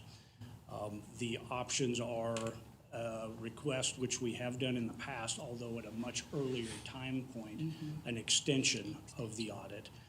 I have not broached that subject with the Office of the State Auditor. That could be an option to request an extension, or I assume the board would welcome an opportunity to have a special meeting over the holiday break. Dr. Schaefer will maybe not appreciate that comment, but there are options available. Again, I would not be offering that if I didn't have a very high level of confidence from the daily communications we're having with our auditor that the report will be nothing but unqualified, which is just what we're searching for, or seeking, not searching for. That's what we expect every year. There would be, but there are options available. The other option is to, the motion could include language of, if there are adverse findings, the board will, at the next scheduled meeting, will have a thorough presentation on what those adverse findings are. We still have to submit the audit, whether it's a perfect audit, which is, there's no such thing as perfect in this report, but very good. That's what we expect. But if there were significant findings, we still have to submit that report. So the Office of the State Auditor has that. We have to post that on our website. All of those things would have to be included with the auditor's opinion at that point, their final opinion, identifying any major significant findings that they would have identified. We still have to submit the report. So the report could still be submitted, but in the motion it could be, if there are any, if the audit opinion is anything but a unmodified, clean opinion, that the board will receive further updates on what those, the findings were. Okay, I'm going to try to minimize this a little bit, and then and you add anything that needs to be. Okay. But we're going to look for a motion to accept the ACFR, did I say it right? ACFR, as it was presented by Gordon tonight, with the caveat that if there's are adverse findings, that we would have an opportunity to address those in January. Does more need to be added? Is that okay? Does that say what we're looking for tonight? That sounds We're just wonderful. motioning to accept that piece. So I need a motion for that. Nancy? Well, you don't have to read it. I've already stated it. So, yeah, so all you have to do is I make the motion, or so moved. I so moved. There we go. And I need a second from somebody. Second. Thank you, Stu.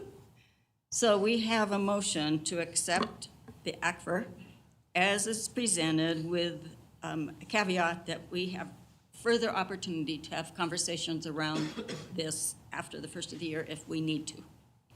But it will be presented by the 31st. It will be submitted by Submitted. staff by the 31st, which goes Okay. to the Colorado Department of Education, the municipal reporting entities, a couple of our banks. We posted on our website, all of those reporting requirements by statute would be met. All right, thank you. All right, Laura Lee, please call the roll. Stu Boyd, Aye. Denise Chapman, Aye. Amy Doran, Don Kirk, Aye. Barbara Cruz. Aye. Alexandra Lessem, Aye. Nancy Rumpfelt. Aye. Okay, thank you, Gordon. Is there more? Just one quick comment, if I may Okay. have the privilege. This is not a document that is prepared by one individual. Oh, totally. This Yeah, is we a lot get of that. work by a Yeah. lot of people across not Yes. just in business services, but across the district. So I'd be remiss if I didn't point out Okay. the work that everybody has there. Thank you. Thank We you. appreciate it, Gordon. We know that it's a lot of your time. All right, discussion items. Begin with 7.1. We will have an update on fall sports from Kevin Clark. And activities. Not just sports, correct? Correct. Yes. Madam President, Dr. Schaefer, members of the board, thank you so much for allowing me to be here to talk about the great things going on in our schools. I'm going to start tonight by recognizing one of the partnerships we have, and it's Thompson Valley EMS. So at this time, if I could have Chief Steve Foreman and Chief James Robinson come up here, just kind of want to brag about them and some things they've been part of to help our athletic directors, our athletic trainers. So I've reached out to these gentlemen really about every 2 years. We try to reach out to them and do emergency action plans. And we walk through of, okay, what if we get a call where we have to call 911 in a gym, in a practice facility, at a practice field? And again, it's educating our coaches. So when we reach out to EMS, they reach out to Loveland Fire, Loveland Police, and then I tie in our athletic trainers from OCR and our district safety and security.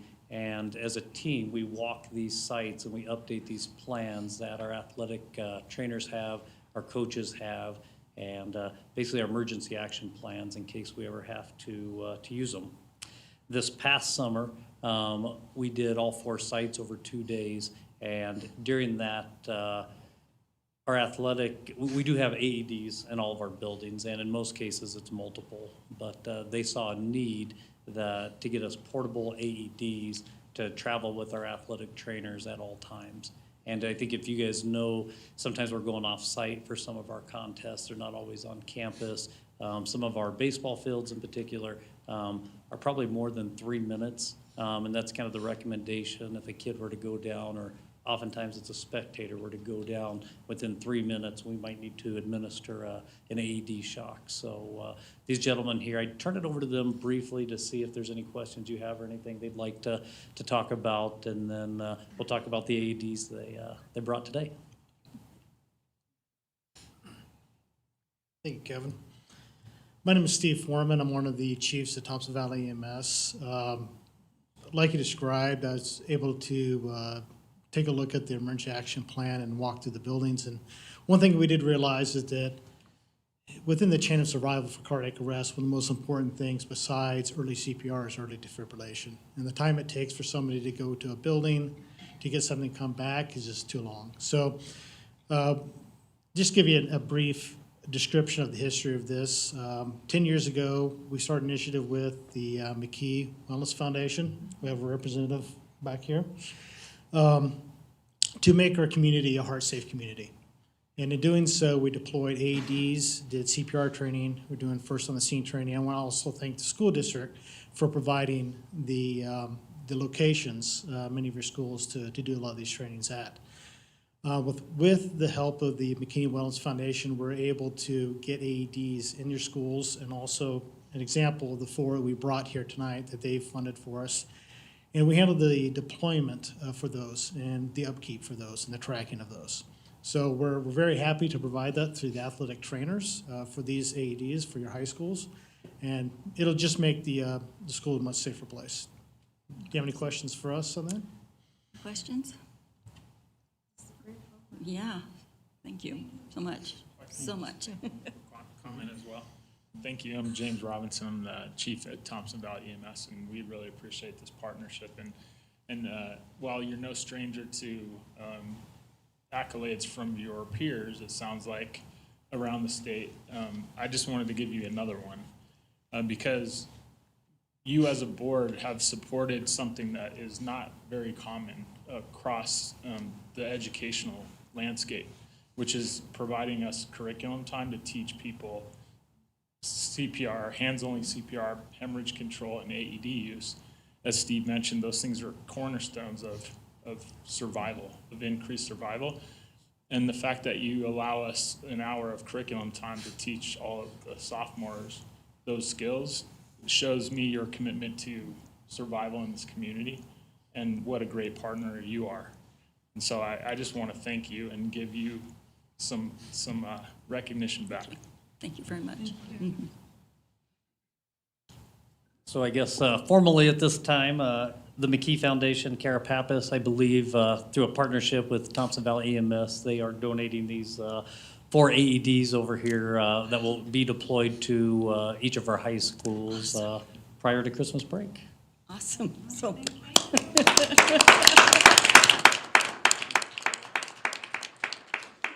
It's wonderful. Can we do a photo with you guys? Absolutely. Sorry you even had to ask that. We're like in a daze. You need to stretch your legs. Yeah, we do. Mr. Piconi? Come on up here. Yeah.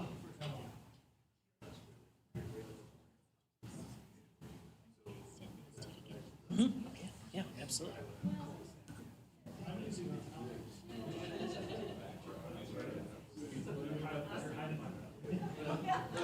Can y'all squeeze in for me, please? Tighten up. There you go. Okay. There we go. On 3. 1, 2, 3. Okay, thanks.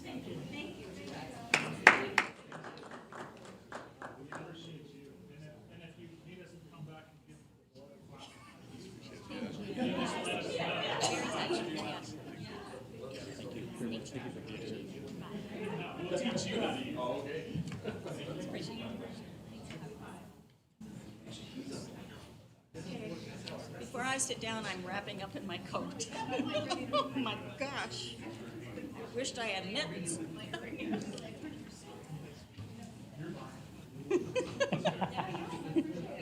Apparently we didn't. Apparently we didn't pay our heating bill. What's the deal? It's freezing in here. Yeah. Okay. Didn't we just talk about the budget? I mean, really? You might ask your neighbor how she feels. All right, carry on, Kevin. You bet. We're going to roll through this. Berthoud activities. Long story short, with all the activities going on, there's just a few highlights we'd like to touch on. FBLA attended a fall leadership conference. They're really focusing on increasing their enrollment, and they have a district competition coming up at UNC. The marching band at Berthoud High School was regional champions and placed 5th in Class 2A this year. Esports is a growing program at Berthoud. They made the playoffs for the CHASA playoffs for Rocket League. The FFA, there's 3 students who attended a week-long leadership conference in October. They are looking forward to the FFA convention in Indianapolis. They have 6 students that will be advancing to the district FFA public speaking contest. I believe that may have taken place last week. FCCLA, 5 students attended their fall conference at CSU, and they're getting involved in some community service. Knowledge Bowl had a good start to their season, winning their first competition. Transition to the athletic side, Berthoud did qualify one boy golfer for the state meet. Cross country, they had two individual qualifiers. J.C. Williams was on the podium at 8th. Their boys, we qualified 20 teams out of ballpark 70 in cross country.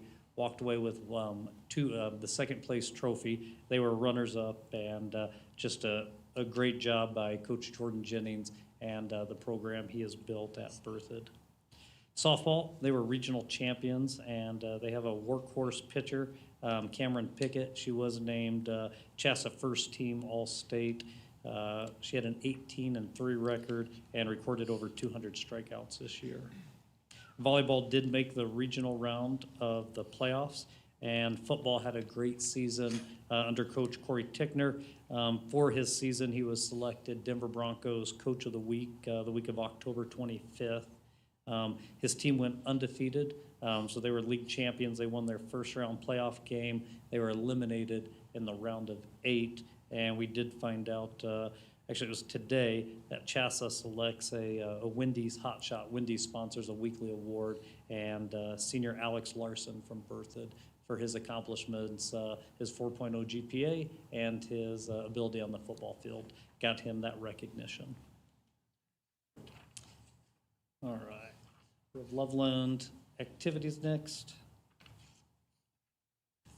And my slides are... They get out of order. Someone throw them. See, trying to save money, the double-sided print messed me up here. So, all right. Loveland activities, marching band, they were third place at regionals, and they were also third at state. And to talk about how close they were from being state champions, they were 1 point away. And that was the difference between first, second, and third place. So just another unbelievable season for Kyle Friesen and his team. The Luck Club took a field trip to UNC, and most of, we'll see that through all of our schools. We'll highlight their field trips. DECA, 5 teams and 10 individuals. They won districts and will be state qualifiers. Speech and debate went to Greeley Central, and they had 5 first place and 3 second place finishers. Key Club, the exciting thing about Key Club is it was one of the, we call it COVID casualties, and they're up and going again. And choir, All-State Jazz Choir, Mason Braggins, and Alistair Gardner selected for the All-State Choir, and there were 20 students who were selected for the Combined League Honors. Athletically, Loveland did qualify 2 individuals for the state golf tournament. Cross country, they had 1 individual qualifier. The girls' team took 2nd at regionals and 9th at state. We'll highlight Elena Torres as she was conference regional. She placed 5th at state, and she'll be running at the University of Iowa next year. Gymnastics, we had 4 individual state qualifiers. The football team finished the regular season 7-3, won their first round playoff game, and then lost in the round of 16. Volleyball team went 14-9, qualified for the regional round, and went to Mountain Vista. They were essentially, they needed to win 2 more games to get into the round of 12 for state. All right, Mountain View. So their marching band received an excellent rating at the Greeley Marching Invitational. DECA has a state qualifier. FCCLA also has somebody who is selected as a state officer, and Lily Hoverson will be representing CTE at the Capital Leadership Conference later this year in Washington, D.C. Choir, they had 4 singers selected to All-State Choir and 16 of the Combined League Honor Choir. Talked about the field trip. Musical drama rehearsals have started. Mark your calendars, February 29th to March 2nd. They will be doing SpongeBob the Musical. So, yeah, it'll be a fun one. And orchestra performed at the Rocky Mountain Orchestra Festival. Another one earlier this school year got to talk about some of the unified activities that were happening at Mountain View High School, and they have met with their Club Unified, and they are planning a polar plunge, a Pack the Stands unified game, and an inclusion week with inclusion videos for the student body. Speech and debate. Marin Napolitano was the tournament champion, and I believe she is a Betcher semifinalist, is what I read on one of Dr. Schaefer's Twitter posts. And the Thespian troupe is headed to ThesCon. They're excited about their conference that they just attended, and they were fortunate to enjoy 2 live shows and 3 days of workshops by basically professionals of the industry. Mountain View Athletics will highlight their cross-country team, which was second at league and 4th place at regionals. They did get to participate in the state meet.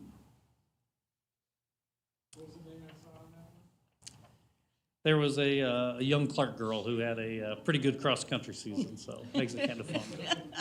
Yeah. Yeah. Thompson Valley activities. Again, the National Honor Society working with Loveland Rotary to help paint over 400 hearts.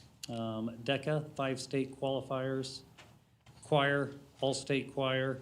And they also have 16 students selected for the Combined League Honor Choir. Marching band, superior rating at the Greeley Marching Invitational. The Science NHS assisted with the Thompson School District Science Fair.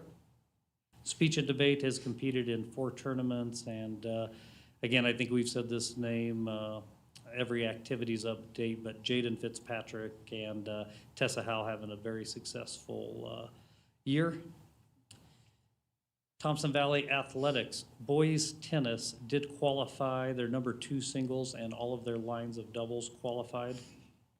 Cross country, the girls were the regionals runners-up, and the boys were Longs Peak champions and regional champions, and they finished 3rd place at state. And they do not graduate anybody from that team, and we do have some teams being reclassified. So not to put pressure on them, but I believe they should. They will be in the hunt for, if not first, a 2nd place finish next year. Boys soccer made the state playoffs. Football. Just an unbelievable season. Jamie Still was the interim coach this season, and under his guidance, he was also selected as the Denver Broncos Coach of the Week. And it's rare for us to get 1, but to get 2 within our district in the same school year is, again, a highlight to the work that our coaches are doing. So Jamie led them to a league title.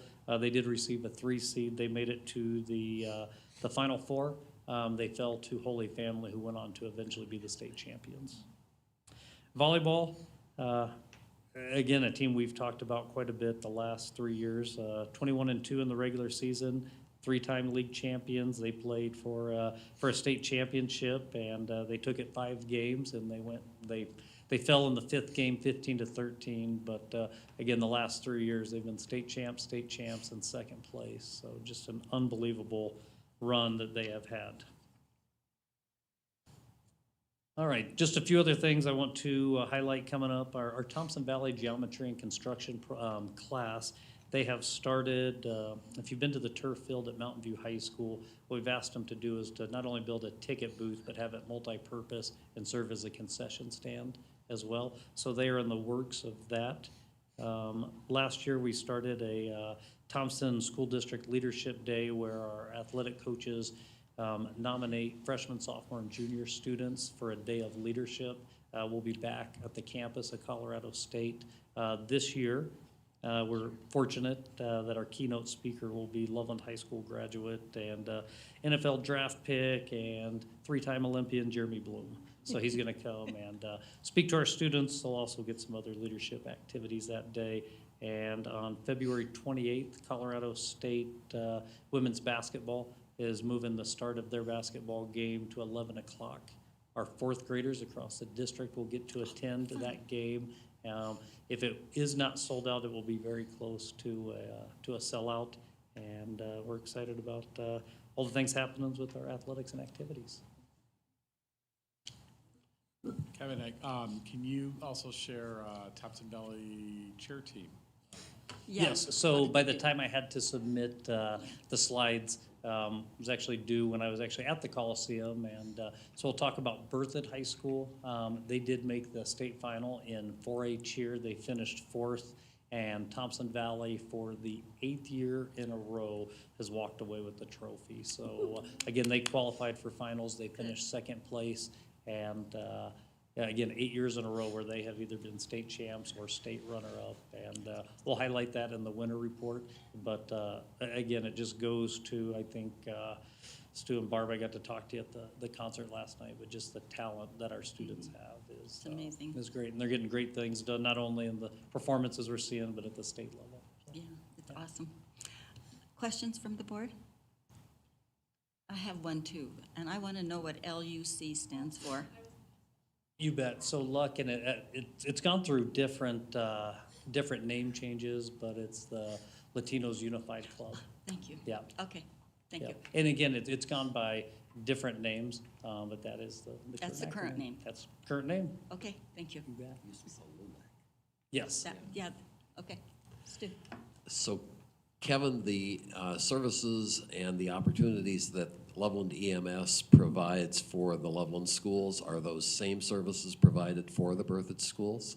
Yes. So Thompson Valley EMS. Or Thompson Valley EMS is Yep, what so it's called. Thompson I'm Valley sorry. EMS, they do that. The only difference is that I see, like if I were to go to Ray Patterson for an activity or to Max Mar, is Larimer County Sheriff's Office versus Loveland Police, but they're both Thompson Valley EMS. And so all of the schools, all of the high schools in the district, at all of those schools, the students have the same opportunities and receive the same services, perhaps just not from the same provider? Is that what you're saying? Yeah, so so I guess it's probably two-part. The EMS, I'm thinking about like our emergency standby Yeah. ambulances we have at football games. That is, Thompson Valley EMS is our third-party company for all of athletics that we use. They've talked about a hands-on training that they go in. Currently, they're working with sophomores, and they go in. Basically it's a 1 hour.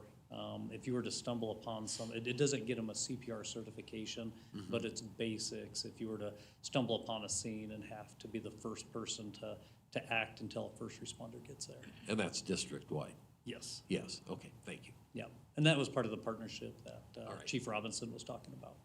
Thanks. Any other questions? John? Yeah, so it just strikes me every time you do this, and it's so much fun, and I'm really grateful. Like this is some of the stuff that make the difference, right? Like it is easy to also see this as those extras that aren't always like showing up in test scores.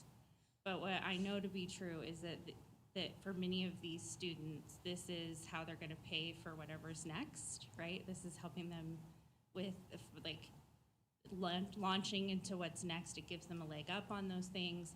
For some students, the only reason that they participate and do well in school is because it's tied to them being able to do the thing they're passionate about, or it gives them something that they can be successful in if academics isn't necessarily their favorite thing. They have a different way that they can be successful. I'm really always grateful that you are in here tying the athletics and the activities together. I'm glad that you're the person doing that for us.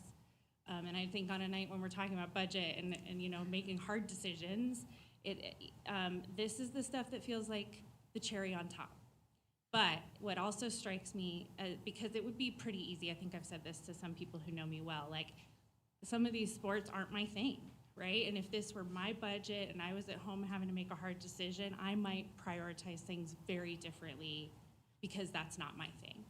But what I see, I was like, I've almost never said that out loud before, because what I see is that that's one of the biggest, strongest ways that our community is connected to and shows up for our schools, right? They don't always get a chance to come into the classroom and help read to kids, although they can. We have opportunities. It's showing up in the stands, and it's showing up and being a judge for one of these activities, right? And our coaches are often not always educators, right? And so like, even though this is the fat in our budget, it's the furthest thing from the fat. If we ever want to get to 100% graduation rate, any smart person wouldn't touch this. And I think that we're all a lot smarter than that. So thank you for helping us, enjoy it and have fun with it and celebrate all of the ways that students in Thompson can be successful, because we're pretty amazing. I agree. Thank you for saying that. Thank you, Kevin. You bet. Have a great night. Thank you. Great report. We appreciate it. Summer school update.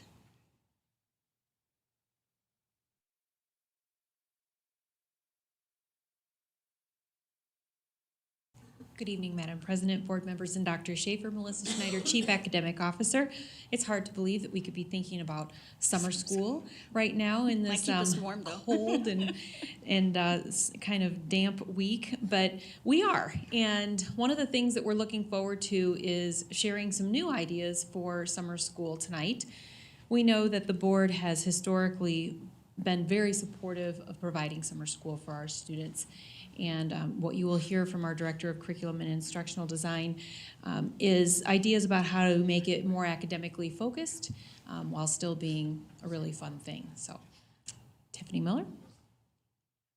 Good evening, Madam President, Dr. Schaefer, members of the board. I'm Tiffany Miller, Director of Curriculum and Learning Design.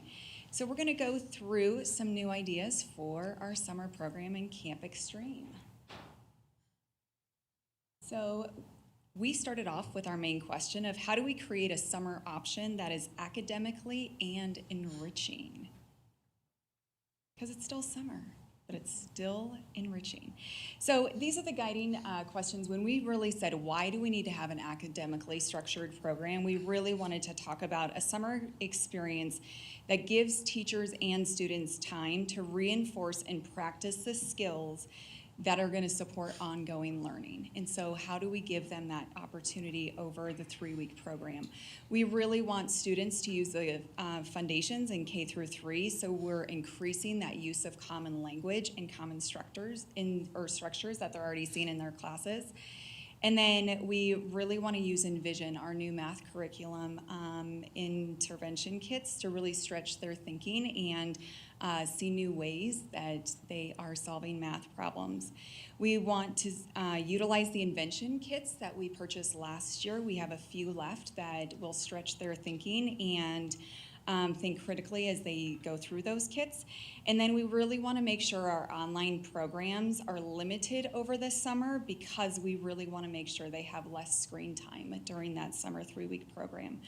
And something new is we are going to do a pre and post, so we're going to track the students' data, and then we'll pass that data on to their upcoming teachers the next year, which will be the fall. So here we have our K-5 option. Last year we had fewer sites, but these are the sites that we're looking to work with. Transportation last year worked really beautifully, and students went to their nearest elementary school, and then transportation transported the students to the sites. We're going to do 8 a.m. to 12, and we're going to go for 3 weeks, Monday through Thursday, and then of course we'll have breakfast and lunch for our students. So here we've got a typical schedule. We'll do breakfast, and then we'll do a literacy block with foundations for K through 3. They'll take a little break, and then we'll use the Envision, the ALN program that we're using that blends our ALN, and it really goes into the pedagogy. How do we teach math? And then we'll do the invention kits. We're going to work with our community and having some guest speakers and do some STEM time, and then the students will have lunch and then they'll go home. So as we think about elementary staffing, increased sites means higher staffing. But we really want to have an increase for teachers, our paras, our SHOAs, and make sure that we're giving them the time to plan for the students in front of them. Knowing that we're going to go away from a plug-and-play intervention kit, we really want our students to plan using the data that they have with the students. And really create new daily plans for the students as they come. We also want to make sure that our site coordinators are identifying students who are encouraged to have that additional practice over the summer, and we want them to connect with the parents before conferences this spring. So we're going to be very specific around who we encourage to come. Of course, we're not going to turn students away, but we certainly want to build those relationships now so parents can start planning that summertime. We want to make sure that we also hire a lead coordinator that's going to handle the logistics, the training of staff, and the registration. As we look at our middle school option, each traditional middle school is going to host the 3-week program in addition to their transition program. All of our middle school in Thompson already host that 5th to 6th grade transition program. And we want to make sure, specifically for middle, knowing our data, that each of our middle schools are hosting a summer program. We're going to use PVA for our middle school with a K-8, and then students in 6th through 8th grade are going to be invited and able to attend. We're going to follow the same schedule from 8 to 12 to support our transportation needs. And then we are going to also transport from our elementary feeders. It works right now. And then we'll feed our students with breakfast and lunch. Typical schedule looks very similar to the elementary. And then we're going to add some project-based learning in there and problem-based. So as we think about middle school staffing, of course, with increased sites, we're going to have multiple staffing needs there. But we also want to make sure that each site coordinator is at the current middle school in that they are meeting with those families and those students starting this spring. We also want to make sure that the coordinator is reaching out to those parents and those adults to encourage those students to attend and make summer plans. And then we really want to make sure that the site coordinator is using the current data that we have on our students so we can target what our program looks like. We want to make sure that ICAP, which is that individualized career and academic planning, is part of our summer program, and including our goal setting and future planning with our students using Zello. We also want to make sure that we're not utilizing our online programs unless it's utilizing our My Perspectives curriculum right now that we already have, and there's some components that give students access to podcasts and different videos. That would be the component we use, but we're not doing anything else online. So, things that went really well, I've looked through all of the surveys that parents completed last year. The marketing they really appreciated. They loved the updates with the registration packet. Parents really had positive feedback about Camp Extreme. They loved the transportation because we were able to make sure kids were able to attend. We did note, if you notice, add some birth-it sites into our program this year. And then the kits were really engaging, so we don't want to fully go away from them, but we really also want to add that academic piece this year. So things that we wanted to tighten up is that purpose of summer programming. What is our real goal when we bring students in over the summer? And then we really want to make sure that we're academically driven for the students that are in front of us by planning quality instruction for our kids. We want to make sure that teachers are using that data and that we're offering multiple sites, so we're not limiting that. And then we want to, of course, increase our time for academics over the program so kids really, truly get that extra practice and that they're ready for the upcoming school year. So things we need to finalize as we plan our summer program: nutrition services, working with what sites that they host summer meals out of, so that way we can plan accordingly. We need to work with transportation so we can figure out how many students are going to be at each of our sites. And then operations, we want to make sure that any construction or closure over the summer that has been happening with all of the mill and bond work, that we are at sites that are definitely open, but those meetings are going to happen this January. And then we need to hire our lead coordinators and then also solidify our budget. So overall thoughts, we really are excited to set high expectations with extra paid hours for staff. Last year, teachers received 30 minutes of planning, and again, it was different because it was more of a plug and play. We're going to up that 1 hour, so teachers really are utilizing their planning time for the students that are in front of them, and then they're constantly checking for what the students need.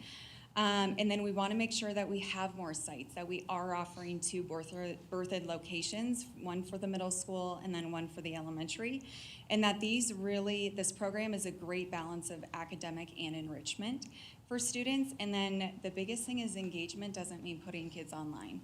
We really want to engage our students. So I included last year our staffing model, and so up here you will see how many staff we utilized last year. Our overall cost for staff last year with the limited sites was $166,000. We also purchased $100,000 in those invention kits. And so what we're changing this year, if you look, is of course The funds are really going to the staff. We want more staff. We want students to participate. But again, we're adding all of our middle school sites and not just one middle school. And then when we look at site coordinators, of course, we really want that site coordinator to get ahead of it and really start engaging and encouraging our students to attend now.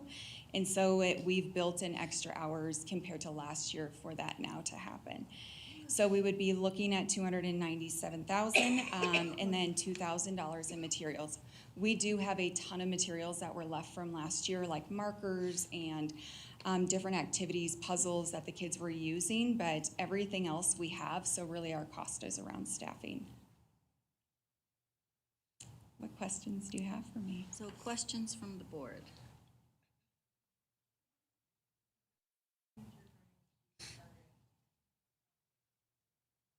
So last year we had 667 students register. We would be looking at about 600 right now. The thing we want to make sure is we had a wait list last year, but if kids stopped attending that first week, we never allowed those wait list kids to come in. And so we're looking for that strong parent commitment to join all 3 weeks. It's really only 15 days. But really with this new staffing model, we can handle 600 students if we get them to come. But I do believe we will get them. Alexandra? I have a couple questions. One simple question is, what is the SHOA? What does that stand for? Yeah. School Health Office Assistant. Okay. I think we Thank probably you. all had that question. Good question. Yep. And then a second question was, it sounds like it's just sort of general education, like previously there have been sort of different themes or different things like that, and it sounds like this is just more open, is that true? I think it could be open. I think based on the site coordinators, what they know about the students that are attending, we can use different like STEM activities or community connections based on some interests that those schools have. I know we would also really focus on the areas of the data that we're looking at, and so, but of course, really we want to add that language arts component and that math component, but we can always add some themes to it. The kits we have to have different themes for K1 and 2, 3, but those would be overall themes. Nancy? I love this program, first of all. I think it's so great. And my question is, so in the budget, so from last year, you said 100,000 in kits, and then for this coming year, you're increasing the staffing, which is good. So is it 2,000? Does that mean you don't need to buy more of those little kits that you had? Correct. We're not purchasing anymore. We have enough for this year. Oh, okay. And then my only concern is, because we've heard a lot about the bus drivers and transportation. So for summer, if that's a key thing, will that be a problem? Oh, he's giving me the signal. He's gonna be okay with it, he said. Okay. Todd's driving. Todd gave us Todd's this. gonna do it. Okay. On your slide for were you finished? Yeah. I'm sorry. On your slide for K5, you have the foundations for K3.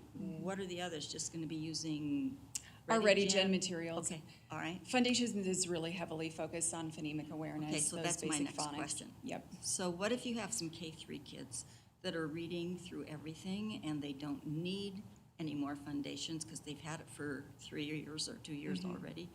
Will they just fit into the other literacy aspect of it and Yeah. they'll have the group? And Okay. we can always enrich Okay. as well. Okay, as long as you're, yeah, because I really like the idea of it being focused on literacy and math Mm-hmm. with a purpose. Yeah. Okay.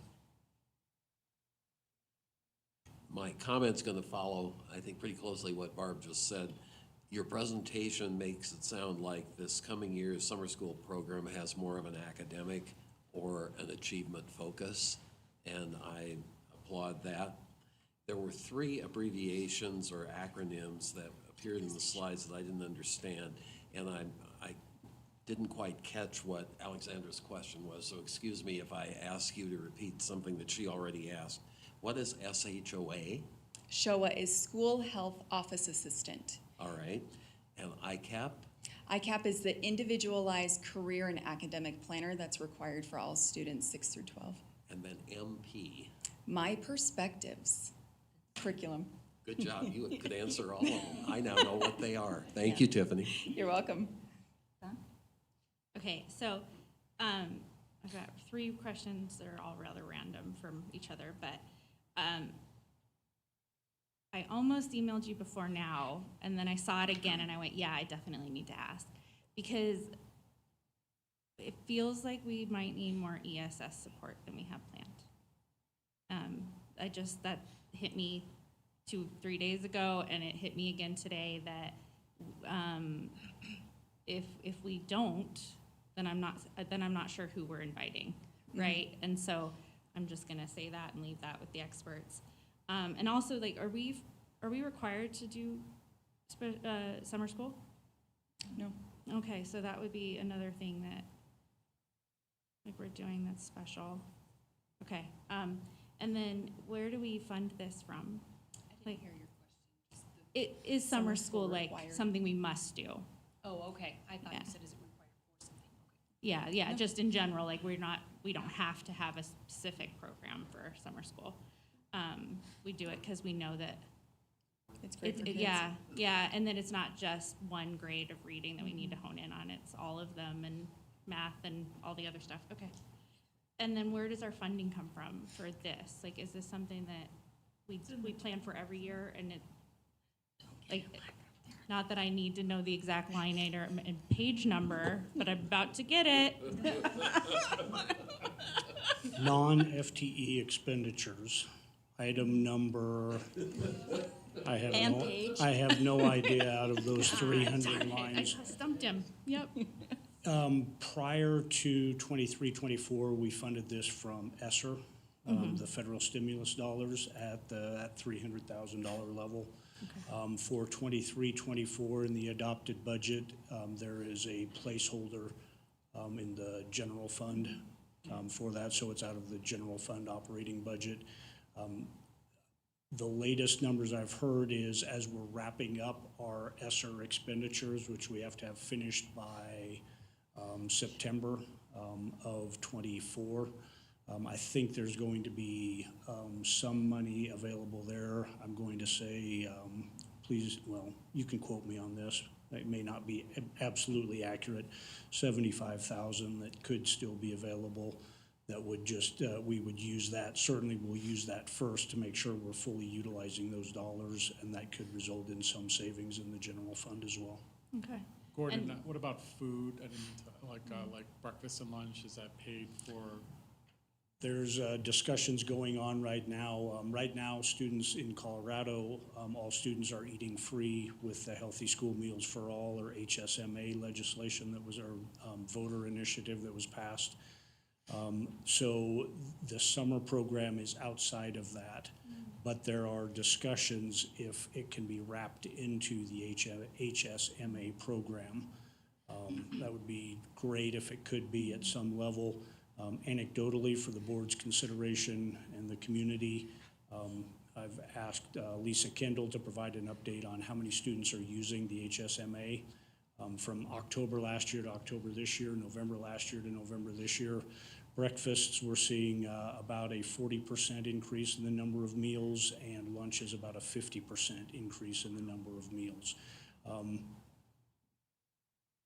I'll leave it at that, but there's significant interest in the program and conversations that could potentially wrap that into HSMA, but if not, there is still the USDA summer food program. That's based on demographics, the at-risk populations. It's a shifting landscape there of how they identify what the at-risk number is geographically and what schools are eligible to serve the meals. So that's an important consideration that Tiffany was talking about with coordinating with Lisa Kendall and Nutrition Services on, because not all schools are eligible to serve meals. So what can we do to target the schools that are eligible to be able to host those programs, and then maybe it's sack lunches at the other schools or something like that. So there's a lot of discussions taking place there too. And that was also part of the numbers that we got? Those would be outside of the general fund numbers that we talked about because Nutrition Services operates as its own fund, its own separate entity. So that's Fund 21 for the district outside of Fund 10. So they could have the ability to subsidize a bit because of their fund balance and the increased participation that we're seeing now. I would anticipate an increase in their fund balance for 23-24 as well. Thank you. Further questions? All right, thank you. Thank you. Very much. Looking forward to hearing more. All right, we have one written report, the Family Pie report. Who? Oh, is the financial on there? I didn't go back in and look, I'm sorry. It's probably there. I see it is, but that's not what I go off of. I go off my own agenda. Yeah, okay. Is there a request for information? It's not well, actually, this is requested. It's a request for information from the board. Laura Lee sent to you a survey on second semester topics for working sessions. If you can take a look at that, because based on how the board, the board preferences are, we'll begin to start developing and I can't talk, you know what I mean. Okay, so, Okay. Yep, Yeah. we need a plan for this. Okay. All right. Anything else? All right, the meeting is adjourned.